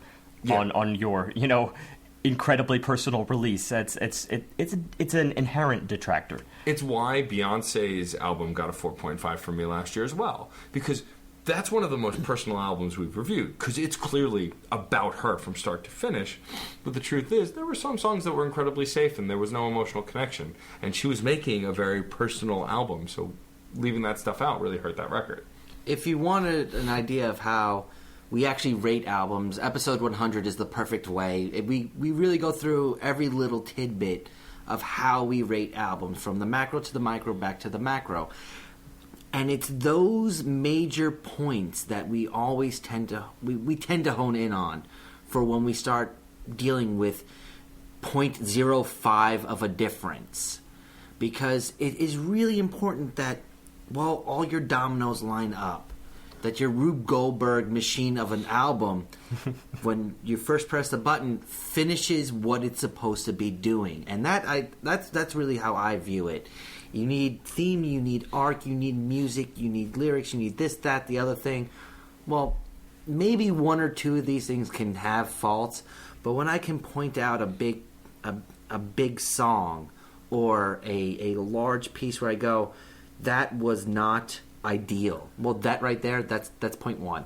I mean, if I can say that this part right here, that wasn't ideal, you should have done something differently, or you could have presented it a different way. Right there, that's you're off the 5 realm and you're starting to lose points. And that's where I feel like this comes back to one word: justification. In many ways, self-justification, and that's the dilemma that I heard you experience just earlier, Matt, when you said you would, in retrospect, lower something else because you encountered an album that you never thought could exist, did exist, does exist. Now you are tattooing it on your sleeve, and you see this as that next paradigm shift. Well, technically, that's the way art should work, which is why, in general, we try to keep these things a little bit lighthearted. Sure, I mapped them out just for reference purposes in the Excel document, but art is so malleable that things, can grow on you over a certain amount of time, and that's why not only in going back to episode 100 in order to preview our system of rating, you might also want to check out our various year-end reviews, where we constantly get the chance to update these ratings based on having grown onto an album or grown off of it, just because you've realized in retrospect that it may have been great, but at the same time, it doesn't have that lasting, eternal level of chilling. For instance, it never ceases to amaze me how composers, who wrote things like, say, 100 or 200 years ago, often have been able to sort of imprint this concept in me, I suppose. This thing that I will always go back to and that has stood the test of time. That's something no one can predict. If I, for instance, one of my favorite pieces that I've mentioned recently that I think is probably even well and above most of the stuff we typically encounter, almost definitely well and above. I'd even have to consider it next to or even above the only album I've given a 5 to, which is Godsticks, and that is a pretty esoteric piece, although it depends on what circle you're in. Scriabin's Piano Sonata No. 5. I think this piece, that I would have this tattooed on my soul if I could. And that was written in 1905. So all amidst 1905, I am still chilled every single time I hear almost every section of that piece. And that piece is about 10 minutes long. It's a fluid single composition, and every single moment has context and is, just chilling from one moment to the next. It encapsulates various emotions that I didn't know existed. And that's I think, a real talent for any musician. This we find in various different places in the stuff we review. It's very tough for me to encounter a fluid emotion. The only reason I did, for instance, held Godsticks and Visits Conundrum as a 5 is because, again, that sort of persistent use of Lydian throughout their album seemed to encapsulate another type of emotion that I never really knew existed before either. Essentially, and I guess this might be the summation of what we're looking for as a 5, is you have to make a complete work that is just unfast-forwardable, unskippable. You can't do anything but listen to it from second one to second whatever you have to end. I think it's simpler than that. I think it's a matter of impact. I think it's more complex than that, actually, and that goes to show you how interesting it gets when you get to the upper echelon. Everyone has a different opinion. There's always something. I think that impact is one of the most important things that plays a factor in how we review. But also, Steve makes a good point. Ultimately, we're three people reviewing an album, and while we try and keep it lighthearted, we do take our ratings somewhat seriously within between ourselves. But ultimately, you could think something that we think is a 5, you could think it's a 2. I mean, personal tastes and preferences can impact a lot of this stuff too. I think it's perspective, it's also place in life, it's experience, it's a lot of things. And I think that what we try to keep consistent is when we're varying our points and our 0.1s and our 0.5s and our 0.05s, it's based on our own perspective, talent, knowledge, and focus. Well, I always preach for it. Wouldn't take into account all of those things. That's why I usually try to preach close objectivity in a heavily subjective world, in a heavily subjective medium. Yeah. Because the second you give up your objectivity and yield to things that are completely subjective, then in many ways you're also giving up your artistic integrity. It allows you to be blindsided to various things that come across that are insanely new and unfamiliar, because if you're blindsided to those things and you've already set your ideas, your criteria, your limitations for what constitutes in your mind something that's great, then you're going to be closed-minded to things that come along. And that's the thing you have to be open-minded to in music, that every day something is created that you never knew could have existed before, and a lot of it is better than what you ever would have thought could exist. And that's, I guess, that it kind of goes back to something that I've long warned with regards to our upper echelon rating, is because we are very prone to that subjective getting whisked by the wind and falling knee-deep in love with an album and then just rating it, highly. And we find that weeks later, months later, we may go back to it. We may not always go back to it. It may vary. It may have fallen off completely from our list, and it was more of that one-shot, awesome kind of deal. It may be a little bit what you're experiencing with some of those old albums, although, again, I still would go back to many different tracks on St. Vincent's self-titled album. But it's true, not everyone. That's a flaw for the album itself. My Bride is Dominant is what I really want to get back to, but you can chime in. Well, the point that I wanted to make, though, is on the flip side of you warning about giving 5s, because then what do you do when you find something better than a 5?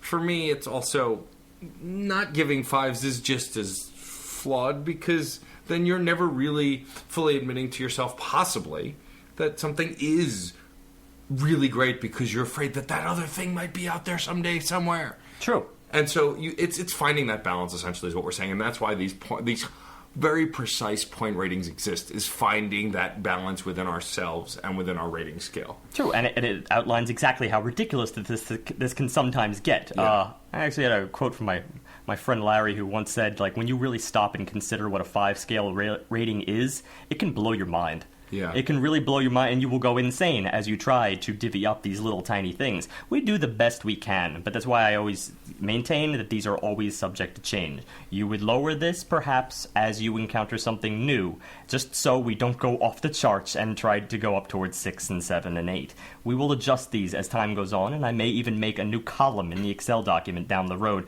to follow along with these adjustments, so that way you know exactly how an album struck someone at the front and how it grows on them later or off them. Because after all, when it boils down to it, we're not doing math homework here. 1 + 1 doesn't always equal 2. Art isn't math. That's no, the big thing. This is not even a term paper where you can go, yes, he did mention this, he did mention that, so -1 + 1 -1 + 1. You can't just always quantify so many different aspects of music. We try. That's the best we can do. That's the best anybody can really do about art itself. It's try to quantify and qualify it. And at times, you just can't. Ultimately, in that sense, no, I think I'm encountering the same thing. I don't think we entirely did this album justice today. I think I would need to sit with it for even a little bit longer to really decide how this grows on me. I've taken in the texture of this album. I kind of want to sit with the lyrics a little more. So there's that. I think ultimately what you have to remember is we're here to provide a service of an analytical perspective, because if you are like us and like to overanalyze and scrutinize and pick apart music, this is the podcast for you. If you're looking for a quick and easy rating system like Rolling Stone, this is not the place, because we're not ultimately about the rating. The rating is the tail end, but we're about the journey. We're about the analyzing the record, and what we come to at the end is just kind of our summation. That's why we don't offer the ratings in the paragraphs preceding the podcast on the post. You have to listen to get those, or check the spreadsheet, because we're not about just giving you those ratings. If that were the case, we wouldn't do the podcast. We'd just write an article, slap a tagline on the top, and be done. Essentially, every minute of this rather long weekly series is really about the question why. Yeah, why we got that rating. Why, and in that pursuit for almost unattainable perfection, you were bound to find flaws and parts that you feel as a listener that we underjudged, underrated, underanalyzed, and maybe even moments that you thought we overanalyzed. I'm sure there are many of those. So, help us along. Help us along and comment. We encourage that, I think, foremost. I think that's what will really keep us going, is the suggestions, the comments, the questions, because we are not infallible, though John likes to think he is sometimes. I'm mostly infallible. We are not perfect beings, and if you feel like we did something incredible disjustice, tell us. I mean, Alon, best known as Future Money from the Wall Street Players, who are long overdue to be guests again, after having been guests on episode 2 and 29, was incredibly furious with us that we rated Queens of the Stone Age so low, because he knew stuff about the album we didn't that influenced his perspective of the record. Since then, I had adjusted mine a bit, and we had talked about it, and me and John were stubborn and didn't.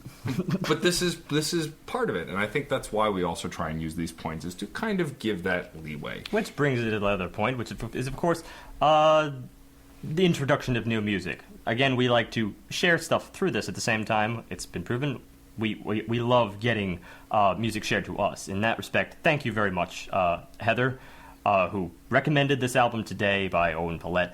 After having listened to that episode on My Brightest Diamond, episode 111, I guess she was on board the Crash Chords train. So here today, I hope that we have done this semi-justice, and I will certainly be listening to this album more to see if there's any more to get out of it, because I'm sure there is. And of course, Heather, please feel free to tweet at us or comment on the post and let us know what you thought and where you would rate it, because I'm always curious where a fan who recommends an album, where they might find it in the scope. I would love to see a point by point, just arguing with everything that we found wrong with it. If you feel that strongly way, especially because while I would just love to see the differences, I think that might piss off one or two of the other people who work with me on this podcast just a little bit, and I like seeing them get frustrated a little bit here and there. Right. Anyway, in summation, thank you, Heather. We look forward to hearing what you thought. And give me a new one. I want another one. Yeah, no, keep them coming. Keep them coming. At this point, I think it's safe for us to bring the podcast to a close before we get into what we're going to do next week. Steve, do you have a spam mail for us? Spam? This is also why we want comments, because I want Steve to no longer have to read spam every week. And actually read mail, Actual messages. Nice mail. Yeah. That's homework, Heather. All the time, I used to read smaller content, which as well clear their motive, and that is also happening with this piece of writing, which I am reading here. By Aphrodisiac Liqueur. So, John, what's the album that you're bringing on next week? Not even a mention. Well, nope, no, it makes sense it. that came out of Aphrodisiac Liqueur. Yeah. Next week, we're going across the pond to an English band called Alt J and their album This Is All Yours. This was released back in September. An indie pop electronica, which honestly, I did a little bit of research on this one. Doesn't even begin to really do it justice. I think this will be interesting. Maybe not the best of the year, but definitely an interesting album for us. All right. Well, I look forward to that. One more time, I really want to thank Heather S. for listening and for the kind words about our show. We do appreciate it. We ultimately do it for you guys, those out there listening. So thank you for continuing to listen. If you want to check Heather out and the stuff she's into, she does tweet a lot about music and the arts. Her Twitter handle is @wildflowerfever. We are, of course, @CrashChordsWeb. Both C's and the W capitalized. Any more footnotes to that? There might be an annotation or two. Yeah, Okay. I'll send you some stuff in an email. Cool. But on that note, remember, as always, music is life, And life is good.